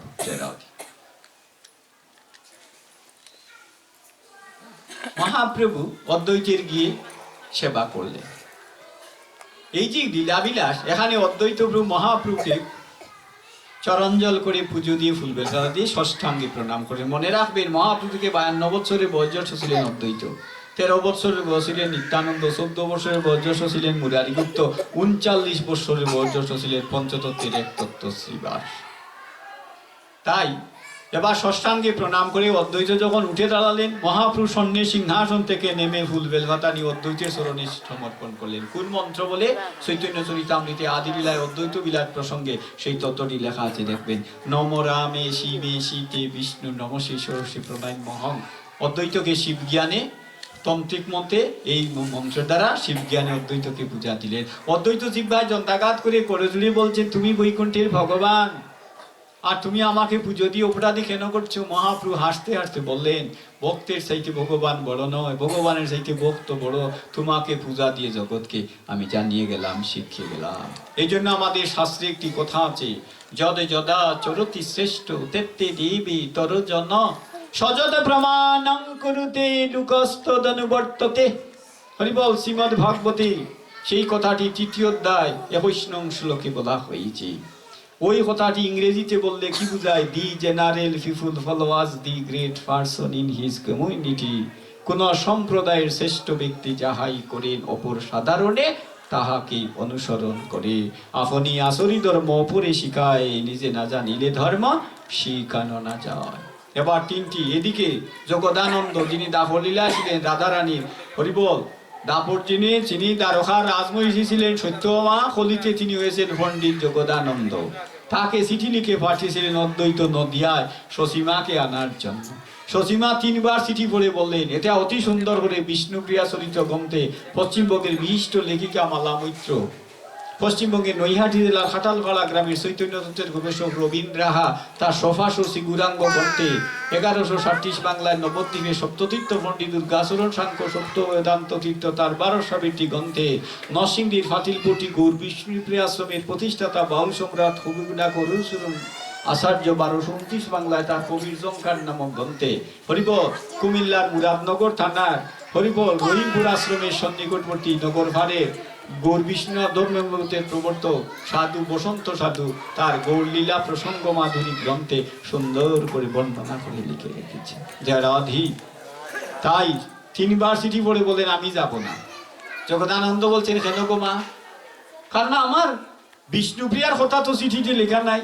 মা বিষ্ণুপ্রিয়া বললেন, মা কি করে লিখবেন? যার স্বামী সন্ন্যাসী তার স্ত্রীর বদন দর্শন করা মোটেও ধর্ম নয়, তাই আমার নামটি উল্লেখ করেনি। আপনি যান, প্রভুর কুশল মঙ্গল জানলে আমি খুশি হব। সচিমাতা যখন রওনা হলেন, তার পিছে পিছে প্রায় ২৫০ লোক এসে শান্তিপুরে অদ্বৈতালয়ে উপনীত হলেন। এবার সেবার প্রসঙ্গ। ৩টা ফারস করা হলো, ডাইনে অদ্বৈত, ব্রাহ্মে নিতাই, মধ্য আসনে বইলা চৈতন্য গোসাই। মহাপ্রভুর ফারসটা হলো খোলাফাতার মধ্যে, কারণ সন্ন্যাসী হওয়ার পর মহাপ্রভু তৈজিসপত্রে আর কোনোদিন কিছু সেবা করেন না। এবার অন্য কি কি ফাঁক হয়েছিল? মালা মৈত্র তার বিষ্ণুপ্রিয়া চরিত গ্রন্থে, হরিচরণ আচার্য তার কবির জঙ্কার গ্রন্থে, হরিবল অতি সুন্দর করে লিখেছেন। কাঁচকলা দিয়ে আলু দিয়ে হয়েছিল রসা, হয়েছিল সানার জুল হয়েছিল, আর আলু ক্ষেতের মধ্যে এক শাক হয়, সিলেটি ভাষায় বলে বাতুয়া শাক, সেটা মটর দিয়ে হয়েছিল, নারকেল দিয়ে হয়েছিল কচু শাক, কয়েক জাতের বাসি বাজি। তাই এবার সে এই তালার ফারস দেখে মহাপ্রভু জিব্বায় দন্তাঘাত করে বললেন, সন্ন্যাসী যদি এত ভোজন করে ভোজন করবে কখন? যে রাধে। তাই অদ্বৈত প্রভু করে জুড়ে বললেন, মায়ের ফাঁক আজ একদিন একটু কষ্ট করে গ্রহণ করুন। ২৫০ লোক নিয়ে সেদিন সচিমাতা এসেছিলেন অদ্বৈতের আলোয়।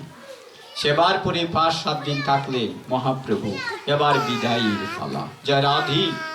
মহাপ্রভু যখন বিদায় নিতে গেলেন, সবার কাছে কুশল বিনিময় করে সচিমার চরণে পড়ে ষষ্ঠাঙ্গে মস্তক রেখে মহাপ্রভু প্রণাম করেছিলেন। আপনারা যদি বিস্তারিত জানতে চান তাহলে হরিবল বাউল সম্রাট কবি গুণাকর হরিচরণ আচার্যের কবির জঙ্কার করতে বর্ণনাগুলো পাবেন। হরিবল অদ্বৈতের জীবনী গ্রন্থ অদ্বৈত বিলাস গ্রন্থের রচয়িতা হচ্ছেন ঈশান নাগর। ঈশান নাগরের অদ্বৈত বিলাস গ্রন্থেও সেই কথাগুলো পাবেন। হরিবল যখন বিদায় নিতে গেলেন, সচিমাতার চরণে মস্তক রেখে মহাপ্রভু ষষ্ঠাঙ্গে প্রণাম করলেন। সচিমা জিহ্বায় দন্তাঘাত করে মাথায় হাত ফেলে বলছেন, বাবা বাবা নিমাই, এ কি করছিস বাবা? তুই না সন্ন্যাস নিয়েছিস, শাস্ত্র বলেছেন দণ্ডধারেণ মাতৃণং নরনারায়ণং ভবেৎ। দণ্ড ধারেণ মাতৃণং নরনারায়ণং ভবেৎ। কেউ যদি সন্ন্যাস নেয়, সে নারায়ণের সমতুল্য, কাউকে প্রণাম করার শাস্ত্রে তাকে বিধান দেয় নাই। তাই সচিমাতা বলছেন, তুই সন্ন্যাস নিয়ে দণ্ড ধারণ করে নারায়ণ হয়ে গিয়েছিস, তুই আমাকে ভক্তি করে কেন অপরাধ করছিস?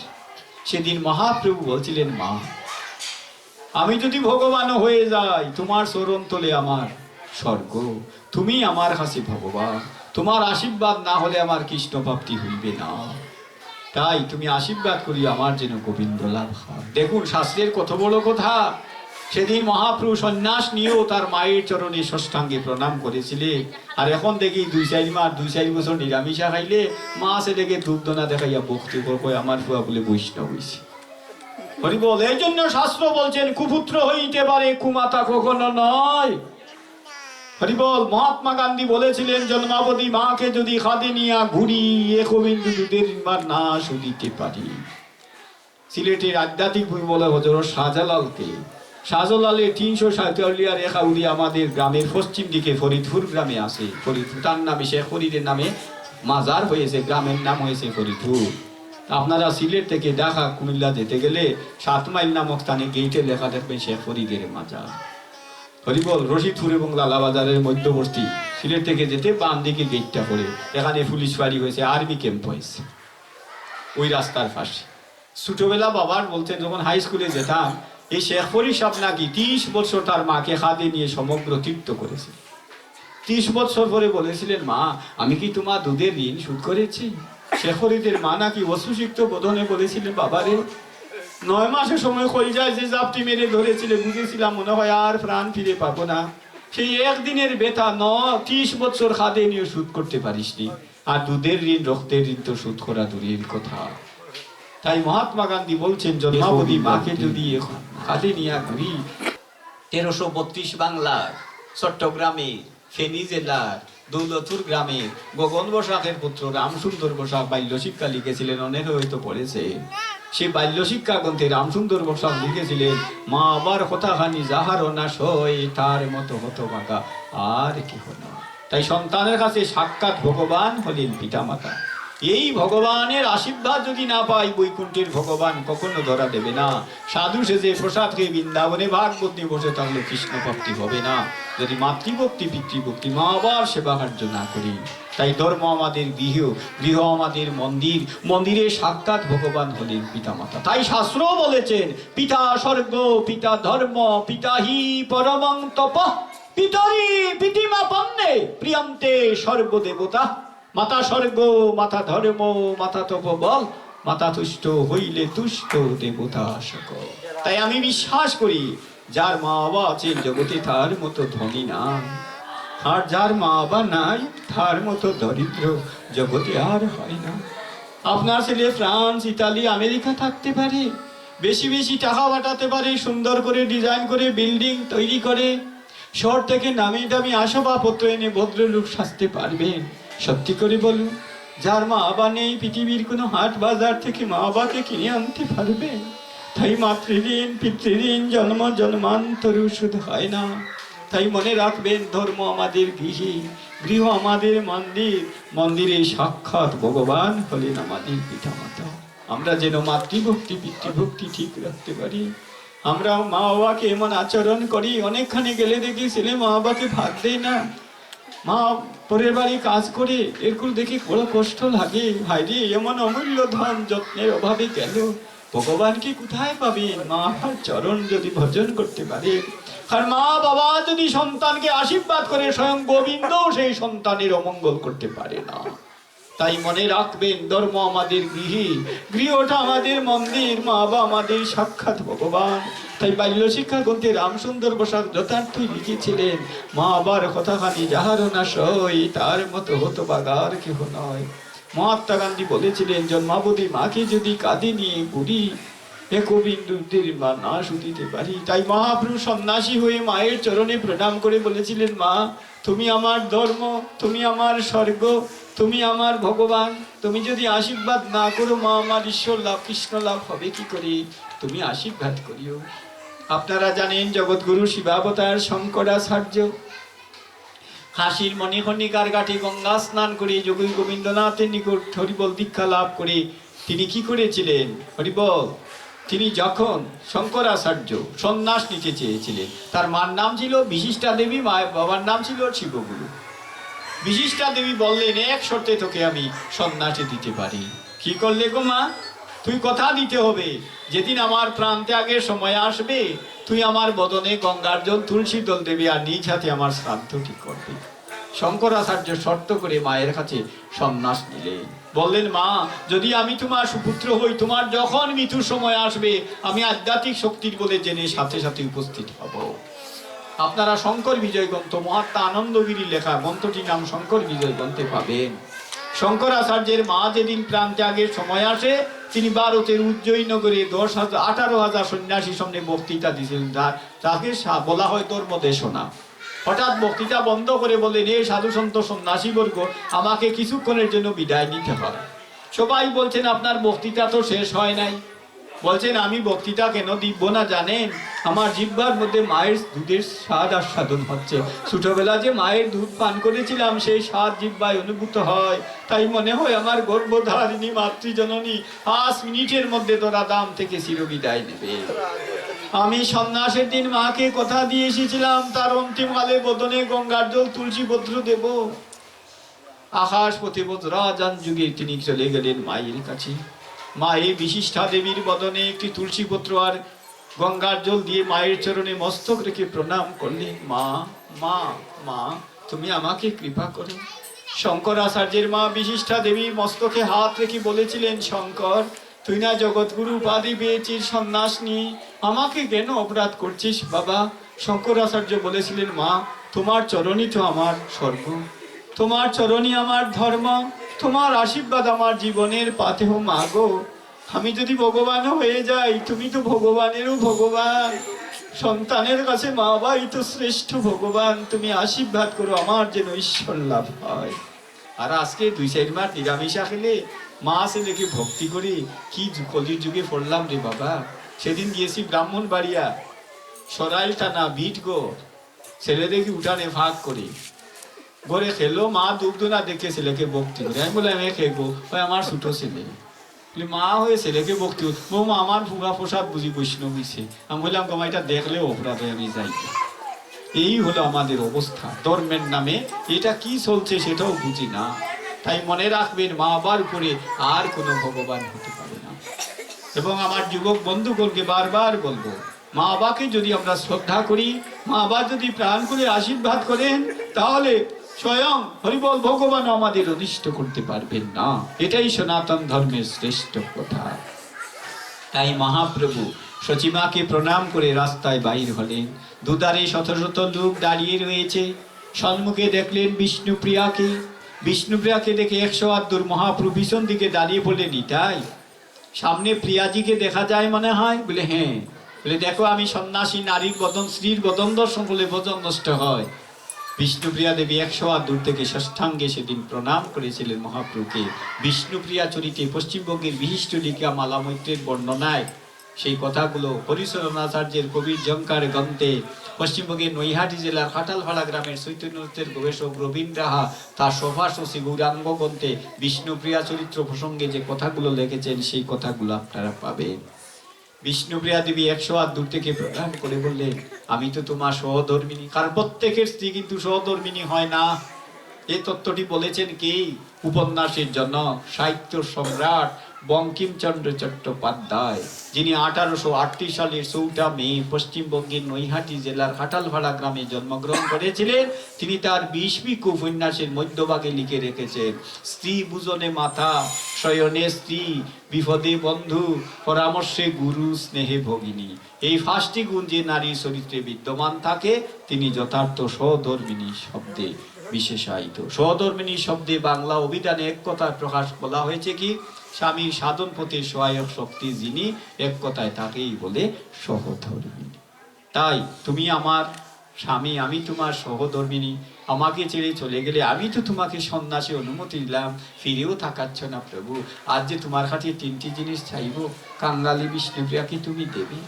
মহাপ্রভু বললেন, প্রিয়ে, আমার দেওয়ার মতো তো কিছু নেই। আমি তো সব কুল হারিয়ে অকুলে পড়েছি। গোবিন্দের চরণ ভিন্ন আমার আর কোনো অবলম্বন নাই। বিষ্ণুপ্রিয়া বলেন, আছে গো, আছে। প্রথম জিনিসটি হলো তোমার পাদুকা খান আমাকে দিতে হবে। তোমার পাদুকা খান আমাকে দিয়ে যেতে হবে।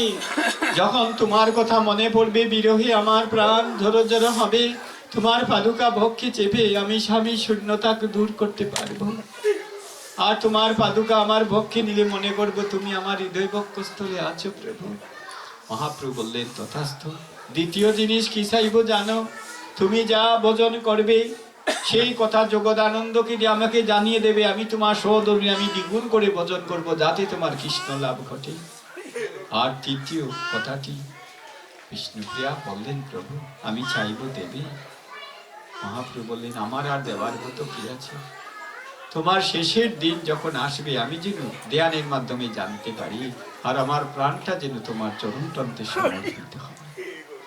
আপনারা যদি ইচ্ছা করেন, এখন 428 বছর হয়েছে সেই পাদুকা, হরিবল হরিবল, নবদ্বীপে সোনার গৌরাঙ্গ মন্দিরে হরিবল মহাপ্রভু চরণ প্রান্তে রূপার কৌটায় পশ্চিমবঙ্গের বিখ্যাত সাংবাদিক স্বদেশ সরকারের অর্থবে একটা রূপার কৌটা তৈরি করে 428 বছর ধরে সেই পাদুকাখানি হরিবল মহাপ্রভু চরণ প্রান্তে আছে সোনার গৌরাঙ্গ মন্দির নবদ্বীপে।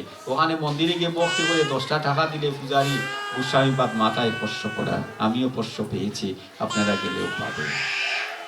তাই মনে রাখবেন, নারীর পরম ধর্ম কিন্তু স্বামী সেবা। নারী জীবনের শ্রেষ্ঠ ব্রত স্বামী, আর এই স্বামীর মাধ্যমে জগৎ স্বামীকে লাভ, এটাই সনাতন ধর্মের শ্রেষ্ঠ শিক্ষা। তাই আমরা যুবকরা যেন মা বাবাকে কোনোদিন কষ্ট না দেয়, তাদের মনে যেন কোনোদিন ব্যথা না দেয়। মনে রাখবেন, মা বাবাই সন্তানের কাছে সাক্ষাৎ ভগবান, এর চেয়ে বড় ভগবান আর হইতে পারে না। মা বাবার আশীর্বাদ যার প্রতি, তাকে গোবিন্দও তার অনিষ্ট করতে পারেন না। জয় রাধে শ্যাম। তাই মহাপ্রভু সন্ন্যাসী চলে গেলেন। মহাপ্রভু যখন সন্ন্যাসে গেলেন তখন ভারতের একটি স্থান হরিবল দাক্ষিণাত্যে উপস্থিত হলেন। আমি ওই গীতাপাঠে ভুল শুদ্ধের কথা বলতে, ওই মহাপ্রভু সন্ন্যাসীলা বলতে গিয়ে, কারণ সব শাস্ত্র আমার মুখস্থ, আমি 31 বছর ধরে ভাগবত পাঠ করি, তাই এক কথা বলতে গিয়ে আরো শত কথা প্রসঙ্গে এসে যায় বলে একটু বিলম্ব কঠিন, অপরাধ আপনারা মার্জনা করবেন। তাই কি করলেন? মহাপ্রভু গেলেন দাক্ষিণাত্যে। এটা চৈতন্য চরিতামৃতে মধ্য লীলায় লেখা আছে, আপনারা পাবেন। ইস্কনের শ্রী চৈতন্য শিক্ষা গ্রন্থে লেখা আছে 1137 বাংলার নবদ্বীপে সর্বপ্রথম সপ্ততীর্থ পণ্ডিত দুর্গাচরণ সাংখ্য সপ্ত বেদান্ত তীর্থের 12 সাবিত্রী নামক গ্রন্থে বর্ণিত আছে। মহাপ্রভু যখন দাক্ষিণাত্যে গেলেন তখন কয়েকজন, সেখানে একটা কৃষ্ণ মন্দির আছে, নাম রঙ্গনাথজির মন্দির।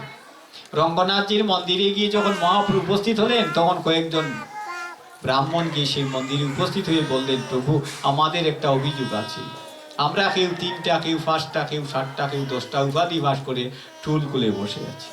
আমাদের কাছে কেউ শাস্ত্র শিখতে আসে না, গীতাও শুনতে চায় না।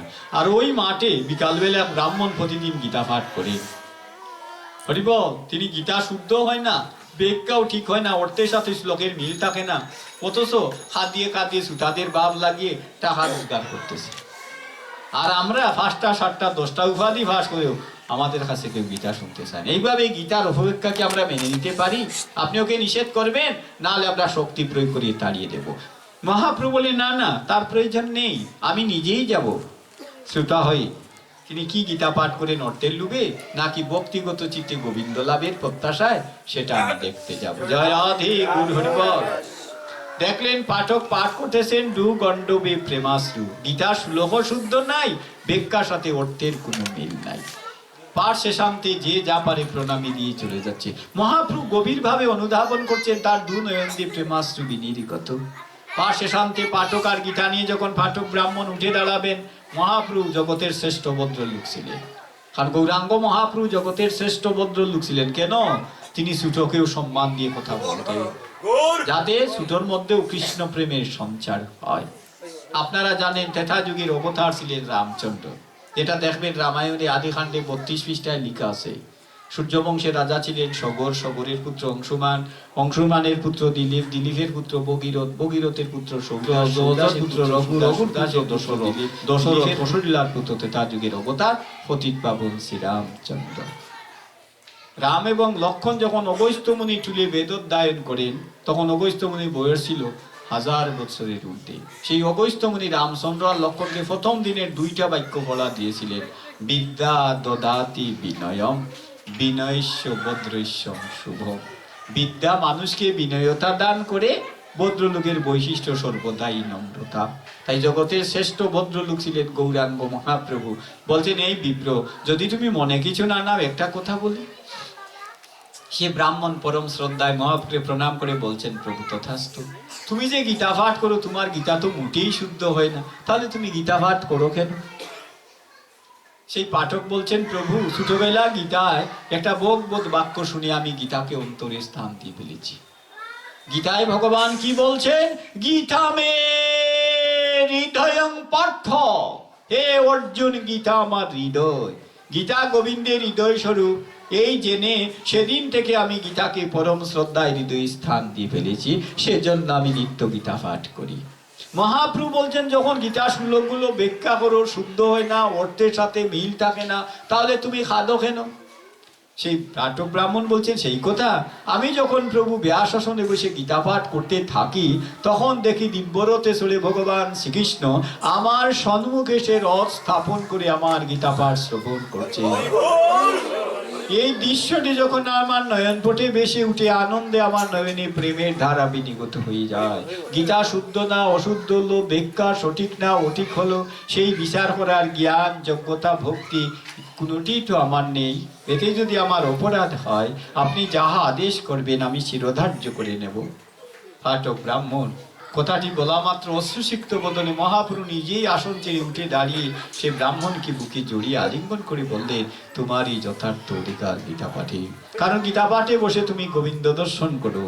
তাই অজ্ঞানতায় যদি তোমার কোনো ভুল ভ্রান্তি ঘটে, ভগবান তোমাকে মার্জনা করবে। সুতরাং আমি যদি বলি, এখানে যারা এসেছেন দয়া করে বলো, ছোটবেলা আসার না খেয়ে হাঁটা শিখেছিলেন? জলে না নেমে এই সাঁতার শিখেছেন? ভুল শুদ্ধ সংশোধন না করে সুন্দর জীবনে পৌঁছতে পেরেছেন কি? হাঁটা শিখতে হলে আগে আষাঢ় খেতেই হয়, সাঁতার শিখতে হলে আগে জলেই নামতে হয়।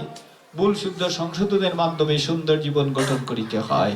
সুতরাং ভুলের ভুই যদি আমরা গীতাকে দূরে সরিয়ে রাখি, সারা জীবনটাই আমাদের ভুল হয়ে যাব। তাই আমি নির্দ্বিধায় বলি, man making, life giving and character building adjust to 3 point successful life, complete answer of the good of life Gita. অর্থাৎ মনুষ্যত্ব অর্জন, চরিত্র গঠন, জীবনের পরিপূর্ণ অতানায়নের পূর্ণাঙ্গ জীবন সংবিধান হচ্ছে গীতা। আর রাসমোহন চক্রবর্তী তাই বলতেন, গীতা বুঝলে গীতা, না হলে বলু তিতা। আর আমি সিলেটি ভাষায় বলি, যে জানে না গীতা সে জানে গীতা, সে কিচ্ছুই জানো না, তার মানব জীবনটা একেবারেই বৃথা। আর যে গীতা জানলো, যে গীতা শুনলো, যে নিত্য গীতা পাঠ করে, যে ঠাকুর করে গিয়ে 10টা মিনিট গোবিন্দ ভাবনায় ব্যয় করে, আমি গীতা স্পর্শ করে প্রতিজ্ঞা করে ঘোষণা দিয়ে বলে যেতে পারি, ভগবানের সাথে তার একদিন সাক্ষাৎ মিলে। জয় জয় ভগবদ গীতা প্রেমানন্দে। হরি হরি বল, হরি বল, বল হরি মধুর প্রেম ধ্বনি কুহু, শ্রী কৃষ্ণ বলি প্রভু নিতাই চোর।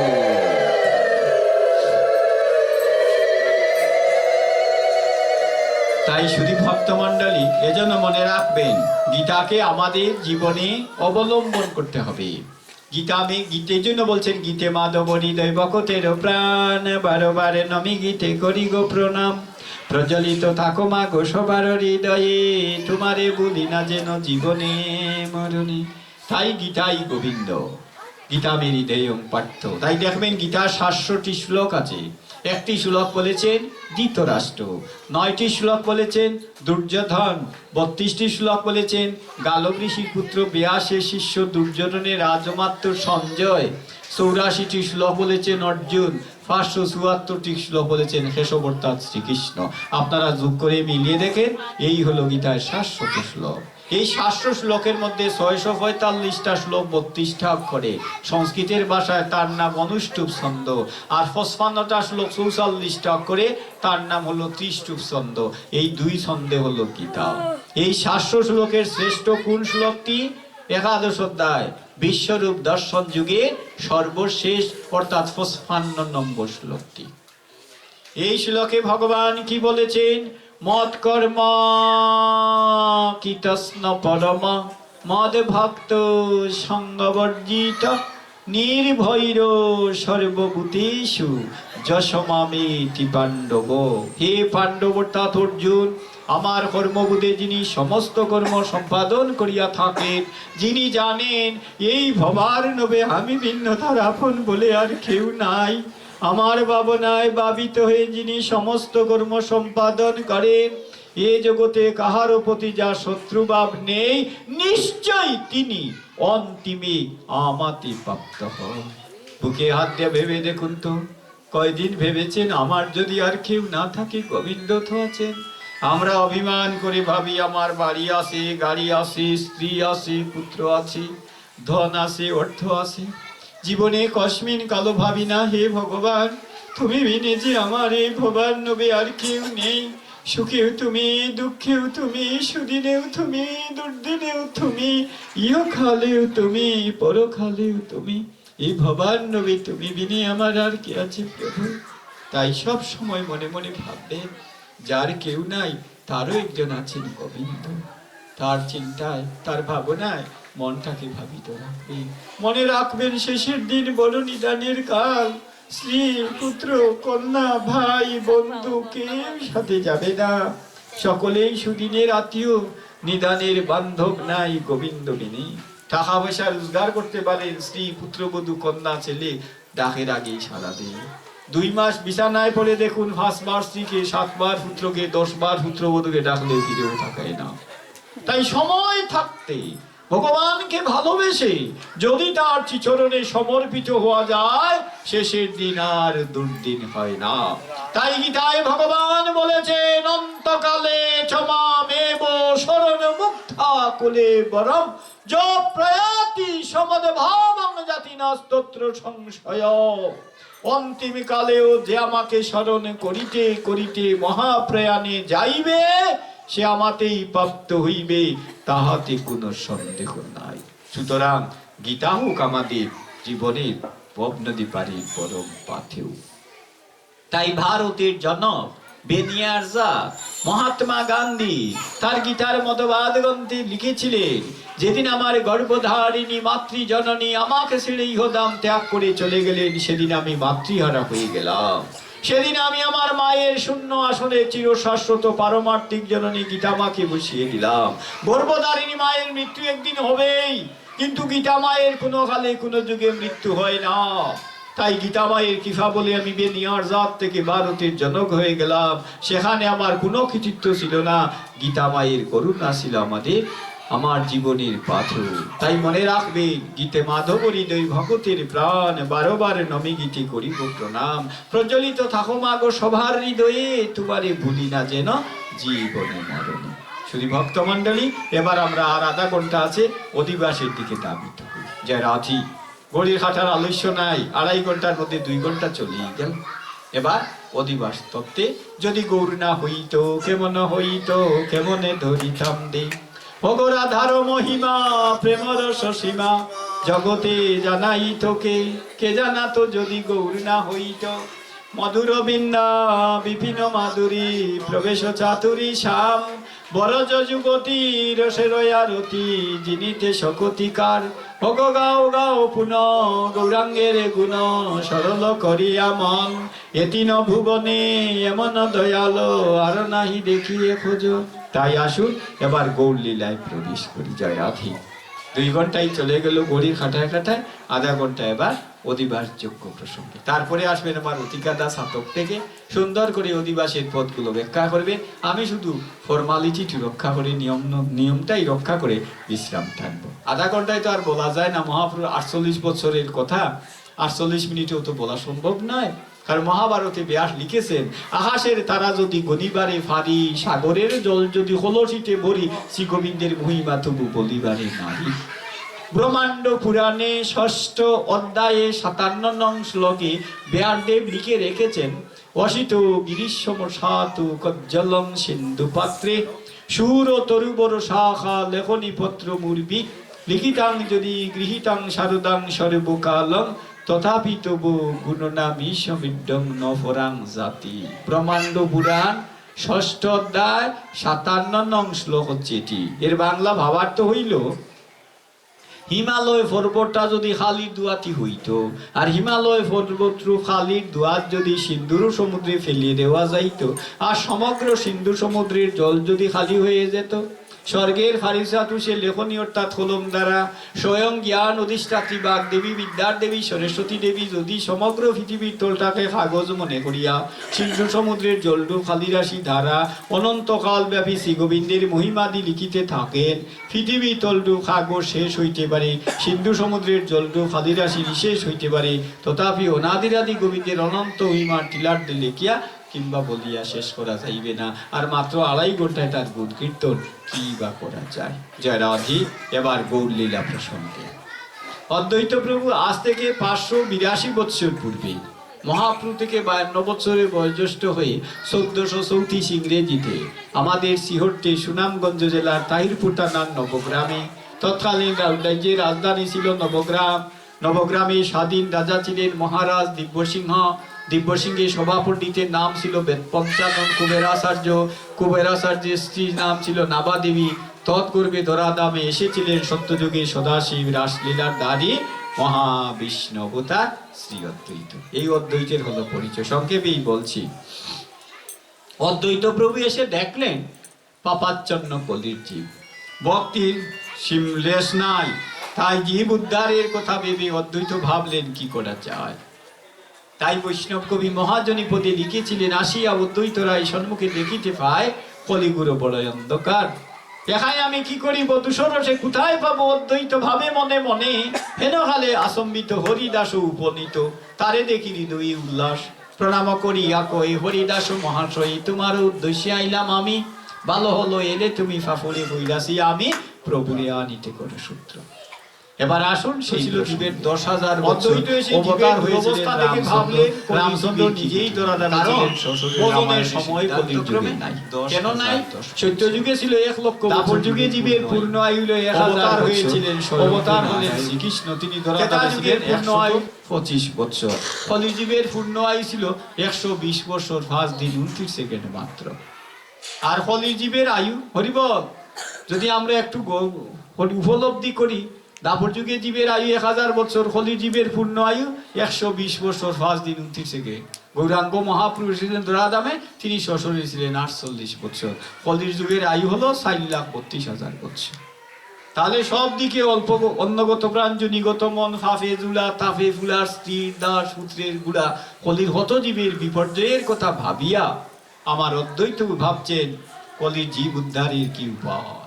তিনি যখন ভাবছিলেন জীব উদ্ধারের জন্য, তখন তার সাথে সাক্ষাৎ হলো কার? নামাচার্য জগন হরিদাসী, যিনি দাপর যুগের সৃষ্টিকর্তা ব্রহ্মা, কামের দেবতা মদনের প্রভাবে মতিভ্রম ঘটায়, শ্রীকৃষ্ণের নবলোক রাখাল সোহরণ করায়, বলরামের অভিশাপে দাপুরীর শ্রীকৃষ্ণ কলিতে হরিবল। এবার কি হলেন? আমার হরিদাস নামে নামাচার্য হরিদাস নামে জন্ম নেন। দাপুরীর সৃষ্টিকর্তা ব্রহ্মা, কলিতে হলেন জগন হরিদাস। ব্রাহ্মণ কুলে জন্ম নিয়ে পিতার নাম হরিবল সুনীতি মিশ্র, মায়ের নাম গৌরী দেবী। 1 বছর বয়সে মা বাবাকে হারিয়ে পিতার বাল্যবন্ধু হাবিবুল্লাহর অন্নজলে প্রতিপাদিত হয়, তার নাম হলো জগন হরিদাস। ব্রহ্মবৈবর্ত পুরাণে ব্রহ্মখণ্ডে 426 পৃষ্ঠায় 8ম অধ্যায়ে ব্রহ্মার কৃষ্ণের গহরণ তত্ত্ব বিবরণ দেখবে লেখা আছে। সেই অদ্বৈত প্রভু এবার ভাবছেন কি করা যায়। তখন সাক্ষাৎ হলো তার কার সাথে? হরিদাসের সাথে। কিভাবে হলো? অন্যান্য রাখালের সাথে গরু চড়াইতে যাইতেন, অন্যান্য রাখালের গরু যদি দান খেত, সবাই একজুট হয়ে দুষ্টা চাপিয়ে দিত হরিদাসের উপর। তাই হাবিবুল্লাহ তাকে পিঠাতেন। এইভাবে আঘাত পেতে পেতে বিনা দোষে একদিন ভাবলেন, হিন্দু শাস্ত্রে শুনেছি হরিনাম নিলে সব দুঃখ দূর। ওই যে গীতায় ভগবান বলছেন, বহুনাং জন্মনামন্তে জ্ঞানবানং মাং প্রপদেদতে বাসুদেব সর্বমিতি মহাত্মা সদুর্লভ। তাই গরু চড়াই থেকে একদিন ঘুমিয়ে পড়লে, সব রাখাল গরু নিয়ে ফিরেছে। সন্ধ্যা অতিক্রম, ঘুম থেকে উঠে 4টা গাভী তার জন্য অপেক্ষায় আছে। বুঝলেন নামের মহিমায় গোবিন্দ তাকে রক্ষা করছে। একটা গাভী যদি হারিয়ে যেত, তাহলে খানুল্লাহ তাকে বাঁচতে দিত। সেদিন থেকে মনে করলে নামে যদি এমন অসাধ্য সাধন হয়, তাহলে নাম নেব, আর কারো দাসত্ব করবো না, বললে গোবিন্দের দাসত্ব করবো। রাস্তায় রাস্তায় ঘুরে হরিনাম নেই। তৃষ্ণায় হাতর হলে নদীর জল, ক্ষুধায় হাতর হলে বৃক্ষের ফল। হরিব কিছু দুষ্ট চক্র লোক হলো না, হাবিবুল্লাহর বাড়ি ছিল, এখন বিধর্মীয় হরিনাম নে। হায় হায়, ধর্ম বুঝি আর থাকলো না। তাকে জোর করে ধরে নিয়ে গেলেন তৎকালীন নবদ্বীপের মহকুমা প্রশাসক সাদ হাজির আদালতে। খাজি অনেক বুঝালেন, তোমার ধর্মে ফিরে আসো, এই হরিনাম ত্যাগ করো। হরিদাস বললেন, নামে এতদিনে আমি শান্তি পেয়েছি, সেই নাম আমি আর ছাড়বো না। তখন তাকে বিচারে বাইশবাজারে বেত্রাঘাতে প্রাণদণ্ডের নির্দেশ দেওয়া হলো। 5 জন জল্লাদ অবিরত সাবুক মারলেন, 1 বাজার 2 বাজার করে 22 বাজারে গিয়েও প্রাণ গেল না। রক্ত খসে, হরিবল মাংসবিন্দ খসে বলল, রক্তাক্ত হলো দেহ, হরিদাস মুখে হরিনাম বন্ধ হলো না। জল্লাদের আর 5 জন জল্লাদের হাতই চলছে না সাবুক মারতে মারতে। বাহ, দেখেছেন নামের মহিমা। তাই বলছেন, হরিদাস তুমিও মরবে না, আমাদের বাঁচতে দেবে না। হরিদাস বলছে, কেন গো? তুমি যদি না মরো, খাজি আমাদের প্রাণদণ্ডে দণ্ডিত করবে, বলবে 5 জন মেরে একজনকে মারতে পারলে না। হরিদাস বলছেন, হা কৃষ্ণ, হা কৃষ্ণ, তাহলে আমি এই মুহূর্তে দেহত্যাগ করব, যাতে তোমাদের মঙ্গল হয়। আর অনুরূপ থাকবে, আমাকে আগুনেও পুড়বে না, সমাধিস্থ করবে। ওই যে সম্মুখে গঙ্গা নদী, আমার দেহটা গঙ্গায় ভাসিয়ে দিও। এই বলে যুগাসনে বসে হরিনাম নাম নিতে নিতে যুগ বলে দেহত্যাগ করলে। নারী পরীক্ষা করে দেখা গেল স্পন্দন নাই। 5 জন জল্লাদ তাকে মৃতবয়ে বস্তাবন্দি করে বস্তার মুখটা শক্ত করে বেঁধে সুরোদনী গঙ্গার মধ্যে ফেলে দিলে। গঙ্গা হরিদাসের মতো বৈষ্ণবের চরণদুলি পেয়ে আনন্দে নৃত্য আরম্ভ করলেন। ঢেউয়ের পর ঢেউয়ের আঘাতে বস্তা ভেসে যাচ্ছে, বস্তার মুখের বান আস্তে আস্তে দিল হয়ে খসে পড়ল। কারণ গঙ্গা আনন্দিত হলেন কেন আপনারা জানেন। ভাগবতের প্রথম যে শ্লোকটি লেখা আছে, নিনমগানাঙে যথা গঙ্গা দেবনামুচ্যতে যথা বৈষ্ণবানাং যথা সম্ভব পুরাণানামিদং তথা ক্ষেত্রাণাং চৈব সর্বেষাং যথা কাশী হন্যুত্তমা পুরাণ ব্রাথানাং শ্রীমদ্ ভাগবতা দ্বিজা। হে দ্বিজ, নদীর মধ্যে শ্রেষ্ঠ গঙ্গা, তীর্থের মধ্যে শ্রেষ্ঠ কাশী, দেবগণের মধ্যে শ্রেষ্ঠ বিষ্ণু, বিষ্ণু ভক্তগণের মধ্যে শ্রেষ্ঠ শিব, সমগ্র পুরাণাদির মধ্যে শ্রেষ্ঠ শ্রীমদ্ ভাগবত। তাই গঙ্গা দেবী কলিতে মহাতীর্থ গঙ্গা, 3 ফাদ অধর্ম, 1 ফাদ মাত্র ধর্ম। তাই গঙ্গা দেবী একদিন খেতে খেতে মহাপ্রকাশকে বলছেন, প্রভু আমি আর বলতে পারছি না, আমি আর সইতে পারছি না। মহাপ্রভু বললেন, গঙ্গে তোমার কি হয়েছে? বলে, আমাকে মহাতীর্থের মর্যাদা দিয়েছেন কলির যুগে, 3 ভাগ অধর্ম, 1 ভাগ ধর্ম। পাপি পাপ করে আমার মুখে স্নান করেই পাপ মুক্ত হয়ে যায়। এ তো পাপের বার আমি বই বা কি করে, সইবই বা কি করে? মহাপ্রভু বলেন, অ গঙ্গে তোমার ভয় নাই, আমি কলির জীব উদ্ধারের জন্য হরিনাম সংকীর্তনের প্রবর্তন করব। এই নাম যজ্ঞ শেষান্তে দধির ভাণ্ড ভঞ্জনের পর ব্রজের দুলি মেঘে আমার ভক্তগণ যখন তোমার বক্ষে স্নান করতে যাবে, সেই দুলার পরশ মাত্র তৎক্ষণাৎ তুমিও পাপ মুক্ত হয়ে যাবে। হরিবল হরিবল। তাই পদে আছে না, দুলা মা করে আনন্দ মনে ওই না ব্রজের ধুলি, দুলি নয় রে ধুলি নয় রে গভীর পদ রেণু, ওই দুলা মা কিতে আইলা নন্দের বেঠা খানু। ওই দুলা পড়ে যদি শ্রীগঙ্গার জলে, গঙ্গাও পবিত্র হয় ভাগবতে বলে। ওই দুলা লাগে যদি মহাপাপীর গায়, নাচিতে নাচিতে পাপী ব্রজধামে যায়। বাহ, তাহলে পাপী পাপ মুক্ত গঙ্গায় স্নানে, গঙ্গাও পাপ মুক্ত হন সাধুগুরু বৈষ্ণবীর চরণ দুলায়। তাই হরিদাসের মতো বৈষ্ণবের চরণ দুলা পেয়ে গঙ্গা আনন্দে ঢেউয়ের পর ঢেউ আনন্দে নৃত্য আরম্ভ করলে। কিছু দূর ভেসে যাওয়ার পর বস্তার মুখটা খসে পড়ল, হরিদাসের দেহ থেকে বস্তাটা আলাদা হয়ে গেল। হরিদাসের যখন বাহ্য জ্ঞান ফিরল, সুধনী গঙ্গার ভক্কে যখন দাঁড়ালেন, সেটা ছিল বাবলাবিকের ঘাট, যেখানে অদ্বৈত প্রভু ছিলেন গঙ্গায় স্নান হতো। তাই হরিদাস ঘাট অদ্বৈত প্রভু সাক্ষাৎ হয়ে গেল। তাই বৈষ্ণব কবি মহাজনী পদে লিখেছেন, হেনগালে আসম্বিত হরিদাস উপনীত, তারে দেখি হৃদয়ে উল্লাস, প্রণাম করিয়া কয়ে হরিদাস মহাশয়, তোমার উদ্দেশ্যে আইলাম আমি, ভালো হলো এলে তুমি, ফাফুরে ফইরাছি আমি, প্রভুরে আনিতে করো সত্য। তাই অদ্বৈত আর হরিদাস পরামর্শ করতে বসলেন, মন্ত্রণা করতে, যুক্তি করতে, কি করে বৈকুণ্ঠের ভগবানকে দরাদামে আনা যায়।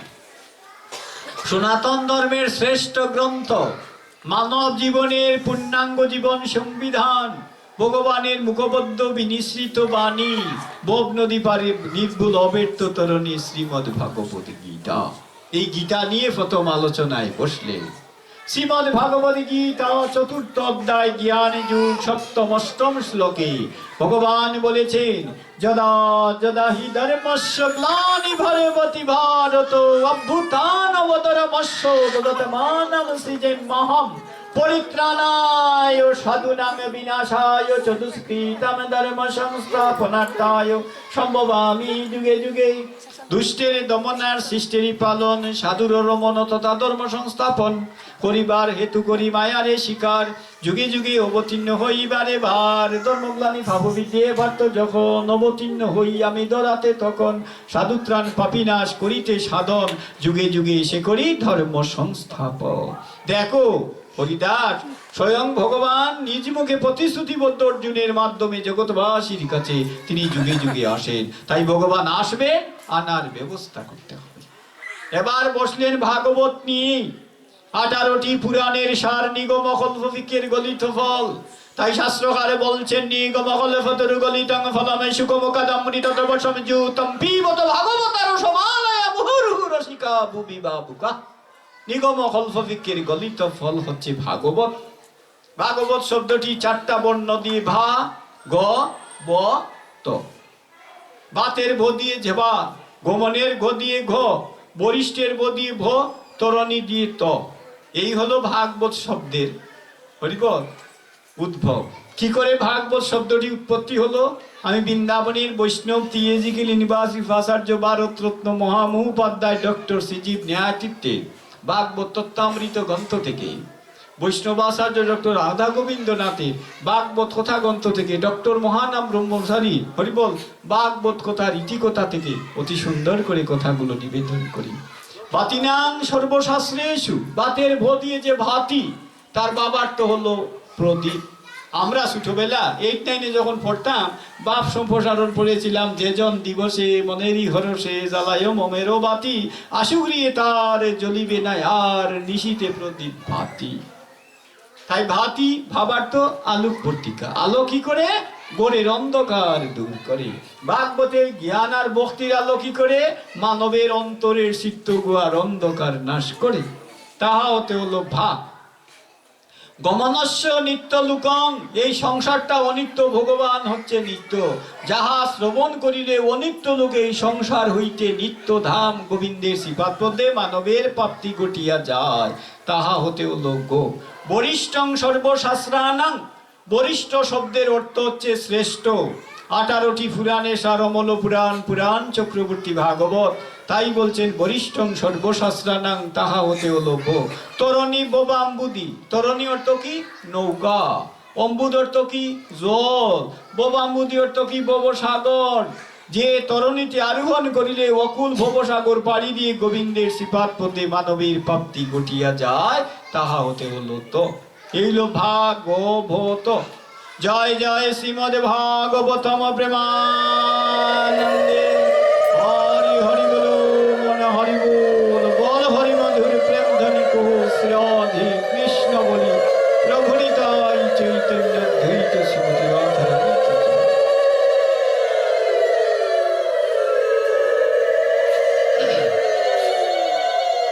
তাই বলছেন আর 15 মিনিট আছে। নিগম কল্পতরু গলিতং ফলমে সুকমুখাদমৃত দ্রবসংযুতম পিবত ভাগবতার সমালয়া মুহুর্মুহু রসিকা ভুবি বাবুকা।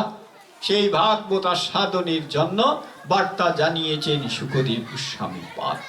সেই ভাগবত নিয়ে আলোচনায় বসেছেন অদ্বৈত হরিদাসকে নিয়ে। আমাদের বঙ্গদেশে সুসন্তান, যার নাম আপনারা নিশ্চয়ই শুনেছেন, শ্রীরূপের এবং সনাতন গোস্বামী পাদ। আগে তাদের একটা পরিচয় দেই। বাংলাদেশের একটি বিখ্যাত জেলার নাম হচ্ছে বরিশাল। দান ফান খাল এ তিনেই হলো বরিশাল। ব্রিটিশ আমলে বরিশালের বিখ্যাত জমিদার ছিলেন নবাব আগাবাখের খা। তিনি বরিশালের ফতির জমিতে কৃষিকার্য করে উৎকর্ষ সাধন করেছিলেন বলিয়া ব্রিটিশরা তার মহৎ কর্মের খ্রিস্টাব্দে সর্বপ্রথম রাজধানী ছিল বাকলা। বাকেরগঞ্জের পূর্ববর্তী সময়ে বরিশালের নাম ছিল বাকলা। চন্দ্রনারায়ের পুত্র ছিলেন মুকুন্দ রায়, মুকুন্দ রায়ের পুত্র ছিলেন কুমার রায়, কুমার রায়ের ছিল 3 পুত্র, অমর রায়, সন্তোষ রায়, বল্লভ রায়।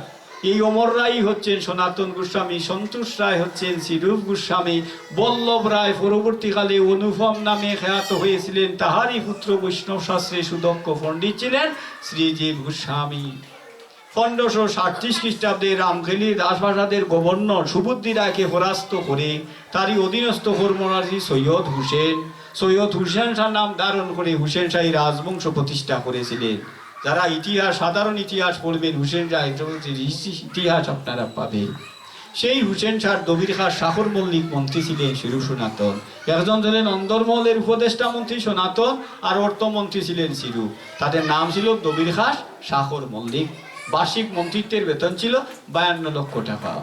মহাপ্রভুর একটি শ্লোকের ভাবার্থ হৃদয়ঙ্গম করে 52 লক্ষ টাকার মন্ত্রিত্ব ত্যাগ করে তারা মহাপ্রভু চরণাশ্রিত ছিলেন। রাধে অর্থ বিষয় তখন তুচ্ছ হয়ে যায় যখন মনটা ভগবত প্রেমে সমর্পিত হয়। তখন আর কামিনী কাঞ্চনের মোহ, অর্থের মায়া, ধন বিত্ত বইয়ের প্রতি আর মোহ থাকে না। এই কথাটি গীতায় ভগবানও বলেছেন, দৈবীরেশ্বর গুণময়ী মম মায়া দূরতময়া মামে ভজে প্রপদন্তে মায়া মে তাং তরন্তিতে। ত্রিগুণময়ী মায়ার জালে জীব আবদ্ধ। জীব যদি মায়ার জালকে ছিন্ন করতে না পারে, আমার সাথে জীবের সম্বন্ধই হয় না। আর আমার করুণার ভাত্র যদি জীব হতে না পারে, মায়ার জালকে ছিন্ন করা সম্ভব নয়।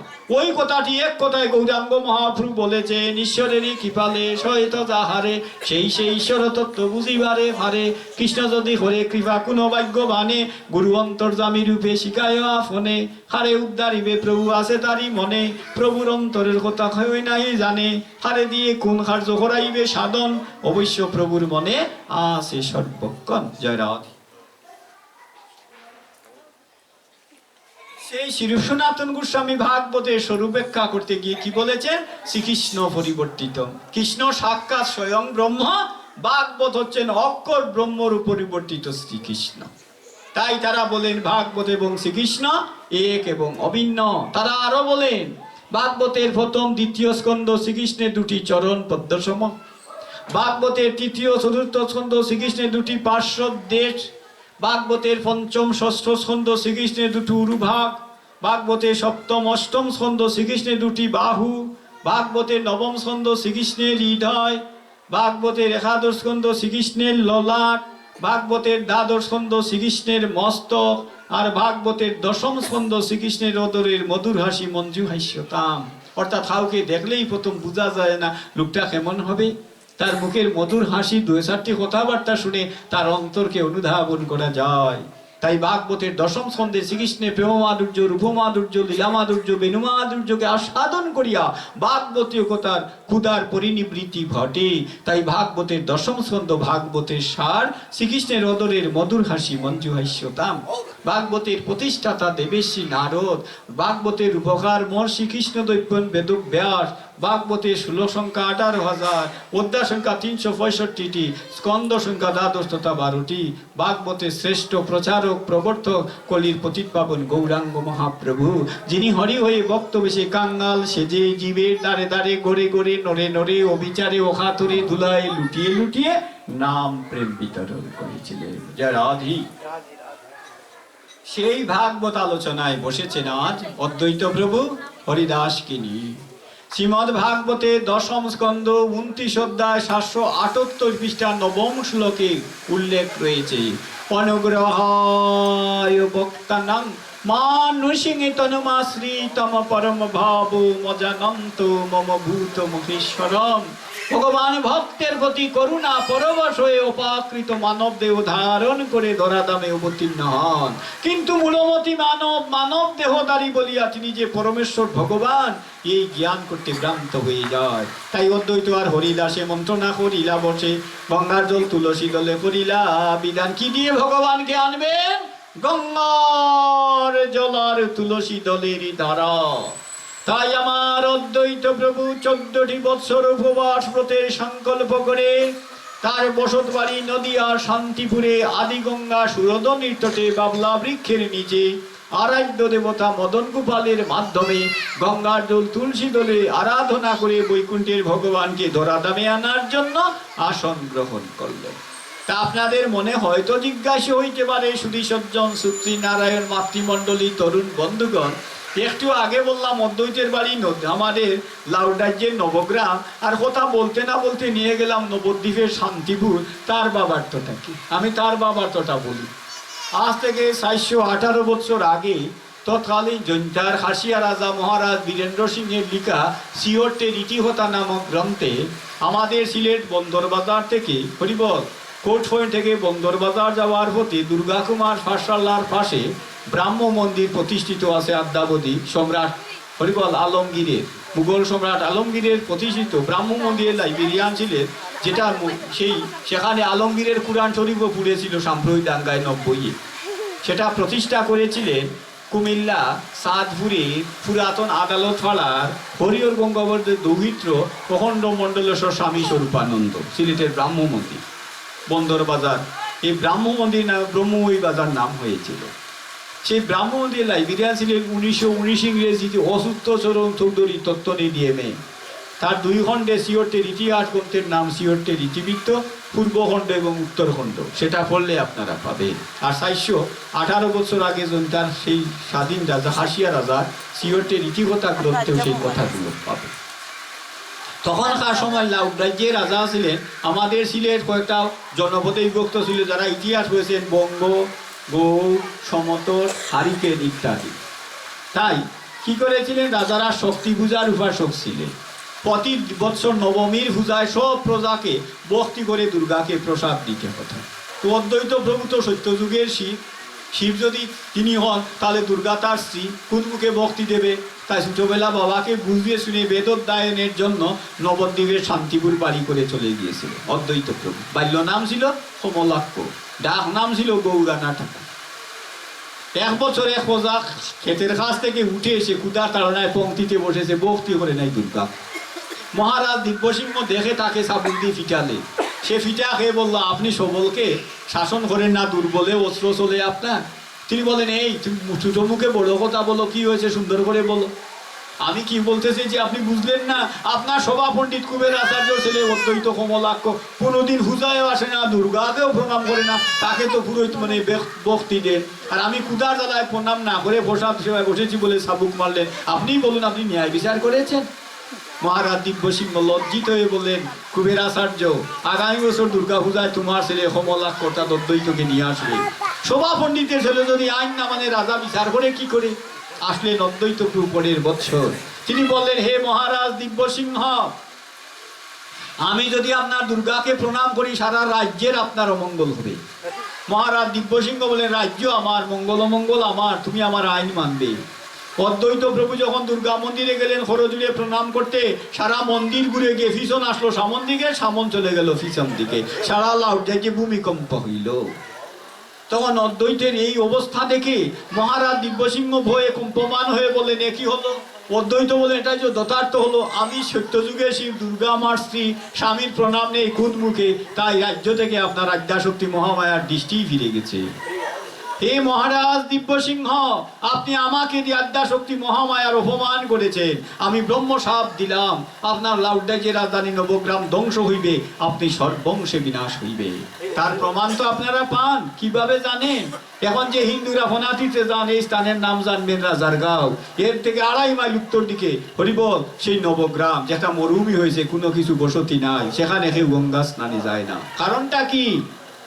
এই মহারাজ দিব্যসিংহের দেহ ত্যাগের পর তারই বংশধর মহারাজ গোবিন্দ সিংহ লাউডাইয়ে রাজা হয়েছিলেন। ইতিহাস পড়লে পাবেন, হাসিন সিওরটের ইতিবৃত্ত গ্রন্থে কথাগুলো আছে।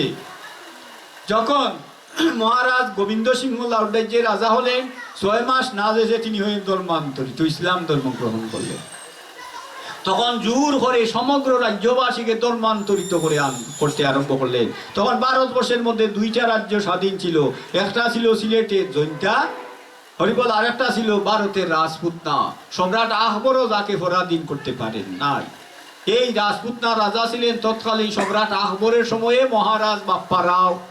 বাপ্পারাও ছিলেন হিন্দি সাহিত্যের জনক, নেপালের রাজগুরু হরিবল, গোবিন্দনাথের শিষ্য হরিবল, নেপালের রাজগুরু মহাযোগী শ্রী শ্রী গোরক্ষনাথ, হিন্দি সাহিত্যের জনক, যিনি ধরা যাবে পৃথিবীর মধ্যে একমাত্র ব্যক্তি সশরীরে 1526 বছর জীবিত ছিলেন।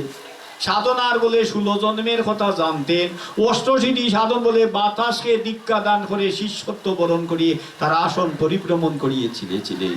সেই মহারাজ বাপ্পারাওকে গোরক্ষনাথ একটা আধ্যাত্মিক তরবারি দিয়েছিলেন, যেটা এখনো সিথুরের রাজগৃহে সংরক্ষিত আছে। যে তরবারের কাছে 65,000 মুঘল সৈন্য পরাস্ত হয়েছিলেন, তাই আকবরও পারেন নাই সিথুর রাজ্যকে পরাধীন করতে। আর দ্বিতীয় স্বাধীন রাজ্য ছিল সিলেটের জৈন্তা। জৈন্তার তৎকালীন রাজা ছিলেন মহারাজ বীরেন্দ্র সিংহ।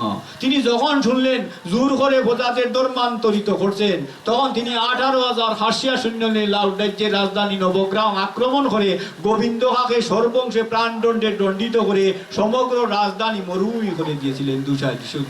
এই হলো তার হিস্ট্রিক্যাল এভিডেন্স, ঐতিহাসিক তত্ত্ব। তাই বর্তমানে যেখানে স্নানে যান সেটার নাম কিন্তু রাজারগাঁও, 2.5 মাইল উত্তরে নবগ্রাম, খবর নিয়ে দেখবেন। এটা হলো হিস্ট্রিক্যাল এভিডেন্স, ঐতিহাসিক তত্ত্ব। তাই যে কথাটি বলছিলাম, তাই হরিবল ওই কারণে গিয়েছিলেন অদ্বৈত প্রভু নদিয়া শান্তিপুরে, এই হলো তার বাবার তো। তাই অদ্বৈত প্রভু তার বসত বাড়ি শান্তিপুরে, আদিগঙ্গা সুরধনির তটে বাবলা বৃক্ষের নিচে আরাধ্য দেবতা মদন গোপালের মাধ্যমে 14টি বছর উপবাস হতে সংকল্প গ্রহণ করে আসন গ্রহণ করলেন। প্রতিদিন গঙ্গার জলে তুলসী পত্রটি স্পর্শ করে নিজ শিরে ছিটা দিয়ে সুরধনির বক্ষে সমর্পণ করে কেঁদে কেঁদে বলতেন, প্রভু গো, তুমি যদি এবার করুণা করে না আসো, কলির মায়ামুগ্ধ জীবের গতি কি হইবে। আর আছে আমার 5 মিনিট, 5 মিনিটে আমি শেষ করব। কোথায় কাজে মিল রাখবো, অধিবাস কীর্তনে আসবে, সেটাই প্রত্যাশা। আমি কারো সময়ে অবমূল্যায়ন করি না।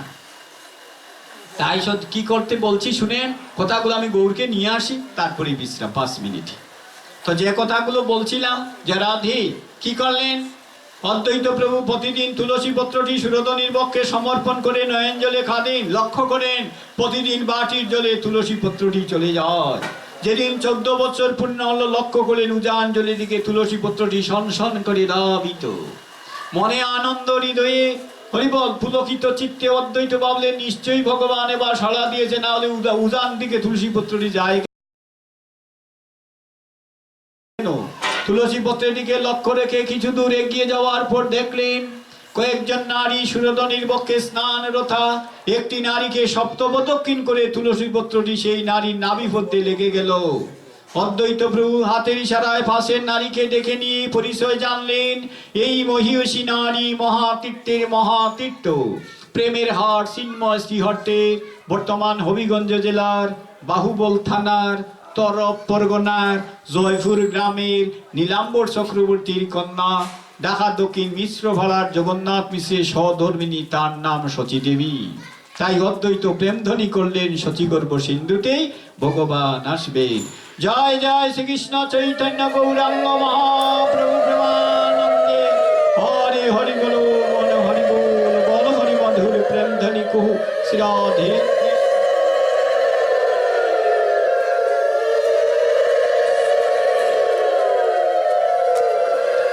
অদ্বৈতের হুঙ্কারে বৈকুণ্ঠের ভগবান শচীগর্ভে অবস্থান করলেন এবং মহাপ্রভুর বয়স যখন মাতৃগর্ভে 5.5 মাস, যে কথাগুলো পাঠক বলেন না, শাস্ত্র চর্চা করেন না, যার কারণে এই কথাগুলো আমাদের প্রাণবন্তভাবে হৃদয়াঙ্গমের প্রয়োজন। যদি গৌর না হইত, কেমন হইত, কেমনে ধরিতাম ধি, রাধার মহিমা প্রেমর সসীমা, জগতে জানাই তোকে, হে জানাতো যদি আমার গৌর না হইত। 5.5 মাস মাতৃগর্ভে নিয়ে আসলেন অদ্বৈত প্রভু। হরিবল তপস্যায় মহাপ্রভুকে আনার ফল পূর্ণ হলো। জগন্নাথ মিশ্র শচীদেবীকে নিয়ে চলে আসলেন সিলেটের গোলাপগঞ্জের ঢাকা দক্ষিণ মিশ্র পাড়ায়। হরিবল, কারণ একটু আগে বলেছিলাম সেই কথাগুলো একটু বলবার সময়ে স্বল্পতা, তাই 9টার মধ্যেই সময় বাঁধা, তারপরে 2-4 মিনিট হয়তো বেশি হবে। তাই যে কথাগুলো বলছিলাম, আর পাঠ করি 31 বছর ধরে, আরো 31 বছর পাঠ করলেও মনে করে কিছু বলতে হয় না। রাধারানী কথা দিয়েছেন, কণ্ঠে বলছে অনর্গল জিহ্বায় উচ্চারণ করাবেন। তাই আপনারা লক্ষ্য করেছেন, একবারও মনে করে কোনো কথা স্লিপিং হয় নাই, আর বলিও না। আর ভগবানের কৃপা হলে একটি কথা কি হয়, মুখং করতি বাসালং পঙ্গুং লঙ্গয় অতি গিরিমি যদি কৃপাতম গন্ধে পরমানন্দ মাধবম। তাই কি করলেন অদ্বৈত প্রভু, তপস্যায় মহাপ্রভু শচীগর্ভে আসলেন। 5.5 মাসের মাতৃগর্ভে মহাপ্রভুকে নিয়ে জগন্নাথ মিশ্র আসলেন ঢাকা দক্ষিণ। তার আগে একটু কথা বলতে হয়, ঢাকা সিলেট বিশ্ব রুটে শেরপুর গোলাবাদের মধ্যস্থানে একটি স্থানের নাম পাবেন বুরুঙ্গা।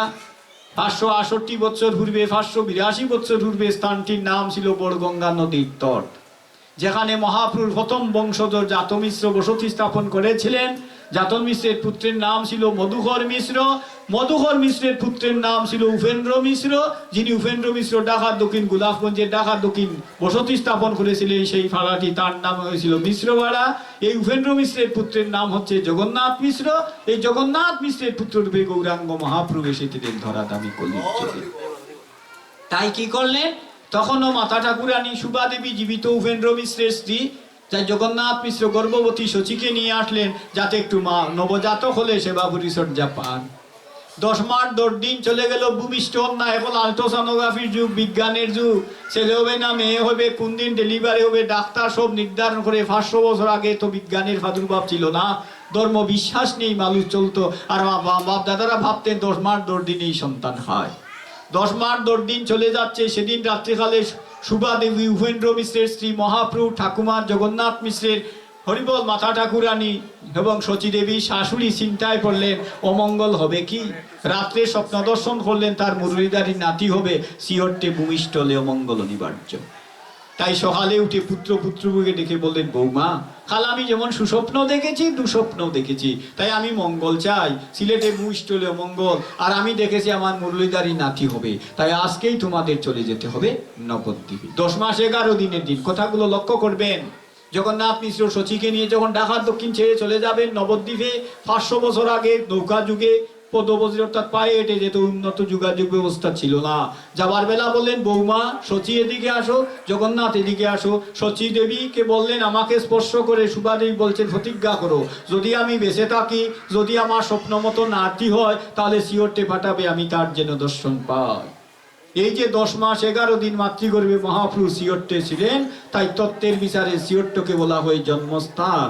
আর ভূমিষ্ঠ হয়েছিলেন মহাপ্রভু 14 মাসের সময়, আজ থেকে 534 বছর পূর্বে 912 বাংলায়, 1486 ইংরেজির 18 ফেব্রুয়ারি, 1460 খ্রিস্টাব্দের 23 ফাল্গুন শনিবার, আনুমানিক সন্ধ্যা 6:30 ঘটিকায় পূর্ণগ্রাস চন্দ্রগ্রহণ লগ্নে শ্রীধাম নবদ্বীপে ভাগীরথী নদীর তটে নিম্ববৃক্ষের নিচে পূর্ব ফাল্গুনী নক্ষত্রে সিংহরাশিস্থ বাস করে শচীগর্ভ সিন্ধু হইতে 14 মাসের সময়ই। জয় জয় শ্রীকৃষ্ণ চৈতন্য গৌরাঙ্গ মহাপ্রভু প্রেমানন্দে।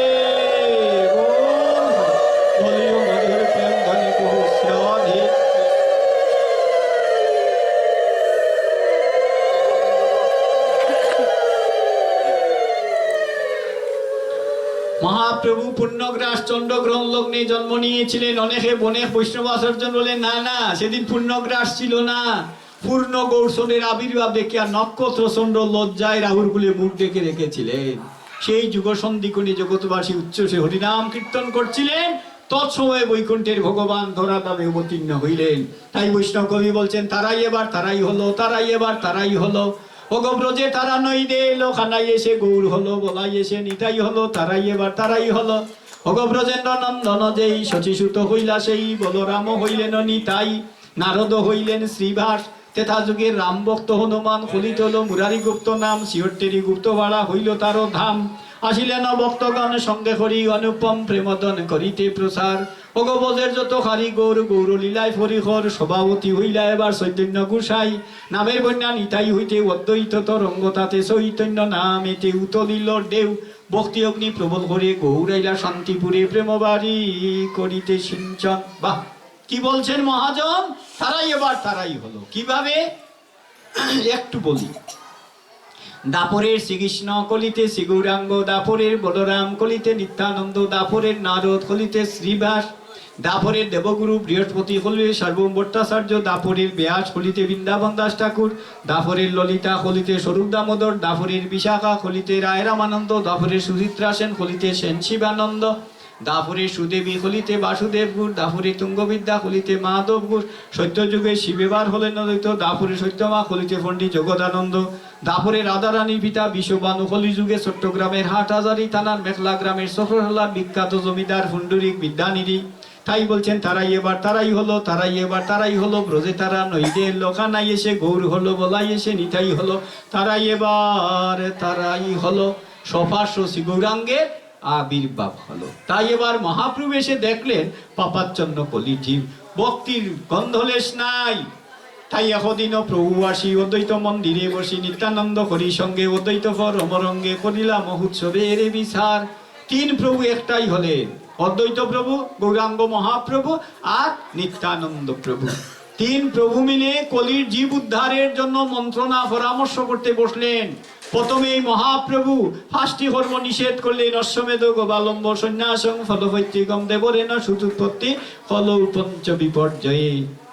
তবে সিদ্ধান্ত করলেন হরিনাম যজ্ঞের করিলা মন্ত্রণা, হরিনাম যজ্ঞ দিয়ে জীব উদ্ধার হবে।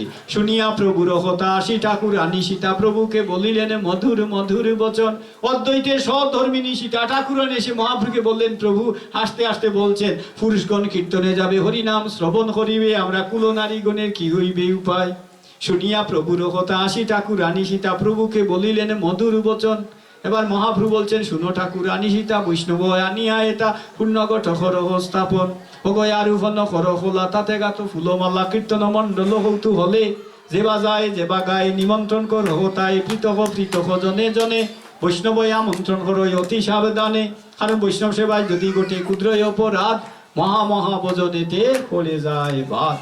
তাই মহাপ্রভু নাম যজ্ঞের আয়োজনের বিধান দিলেন এবং বলছেন, যেবা যায় যেবা গায় নিমন্ত্রণ করহ তাই পৃথক পৃথক জনে জনে। যদি আর কোনোদিন সুযোগ হয়, যেহেতু অধিবাসের লগ্ন অতিক্রম করবে, তাই পরবর্তী অধিবাস কীর্তনিয়া আসবেন। যদি কোনোদিন সুযোগ হয়, হরিবল আপনাদের চরণাশ্রিত হওয়ার, দেখবেন গোটের জন্ম, নারিকেলের জন্ম, কলা গাছের জন্ম, সিঁদুরের জন্ম, আবিরের জন্ম তত্ত্ব সহ মৃদঙ্গের জন্ম সহ অধিবাস তত্ত্ব কাকে বলে একদিন নিবেদন করব। তাই শুধু ভক্তমণ্ডলী 9টা 10 মিনিটের দ্বার প্রান্তে অধিবাস কীর্তনী আমার চাতকের অতিগাদা পরম বৈষ্ণব এসে উপস্থিত। আমি বলছি না, কোথাও শেষ হবে, উনি এসে যাবে। দেখবেন যখন ইন্টারসিটি ট্রেন আসে আগেই লোকের সেই সাইড করে। সুতরাং পরম বৈষ্ণব দাদা এখন কীর্তন অধিবাস কীর্তন গাইবেন। রাত্রি গভীর হয়েছে আর ঠান্ডার রাত্রি, জয়রাধে ওরাধি করিয়ে না, জয়রাধে জয়রাধে। তাই শুধু ভক্ত মন্ডলী অধিবাস কীর্তন শুনবেন, কেউ উঠবেন না। সকলকে বিনম্র প্রণাম জানিয়ে 9টা 10 মিনিট 2 ঘন্টা 40 মিনিটের আলোচনা এখানেই বিশ্রাম টানছি। একটা কথা মনে রাখবেন, সারা জীবন কৃষ্ণ কথা বললেও শেষ হয় না। তাই আর 2 ঘন্টা 40 মিনিটে কিছুই বলা হলো না। যদি আর কোনোদিন সুযোগ হয়, কলা গাছের জন্ম, গোটের জন্ম, নারিকেলের জন্ম, আবির জন্ম, সিঁদুরের প্রতি, বিল্লবৃক্ষের জন্ম, মৃদঙ্গের জন্ম সহ অধিবাস কাকে বলে বর্ণনা করব। যার আদি সকলকে বিনম্র প্রণাম, অনিচ্ছাকৃত ত্রুটির জন্য ক্ষমা প্রার্থী হয়ে চিরপ রঘুনাথ খোঁজে যারো আস, চৈতন্য চরিতামৃত কহে কৃষ্ণ দাস। গঙ্গা গীতা চষা বৃত্তি সীতা সত্যা প্রতিবিরতা, ব্রহ্মা বলি ব্রহ্মবিদ্যা সন্ধ্যা মুক্তিগিনী, অর্ধমাত্রা সিদানন্দ ভুবগ্নি ভ্রান্তি নাশিনী, বেদত্রী পুরানন্দ তত্ত্বার্থ জ্ঞান মঞ্জরি, ইতেত্তানি জবে নিত্যং নর নিশ্চলমান জ্ঞান সিদ্ধিং লবে নিত্যং তদন্তে পরমং পদম। ওম যদক্ষরং পরিভ্রষ্টং মাত্রাহীনং চ যদ ভবেৎ পূর্ণং ভবতু তৎসর্বং তৎপ্রসাদাৎ সুরেশ্বর। সর্বেষাং মঙ্গলং ভুয়াৎ, সর্বে সন্তু নিরাময়া, সর্বে ভদ্রাণি পশ্যন্তু মা কষ্টিৎ দুঃখভাগ ভবেৎ। ওম শান্তি ওম শান্তি ওম শান্তি। জয় জয় রাধা গোবিন্দ প্রেমানন্দে বলিও হে সে ওহো শ্রী কৃষ্ণ বলি প্রভু নিতাই চৈ। দাদু জয় জয় শ্রী শ্রী গোপীনাথ জীব কি বলিও প্রেম সে ওহো শ্রী কৃষ্ণ বলি প্রভু নিতাই চৈতন্য। সকলের মঙ্গল কামনা করে আমার অনিচ্ছাকৃত ত্রুটি বিচ্যুতির জন্য ক্ষমা প্রার্থী হয়ে এখানে ভাগবত কথার বিশ্রাম।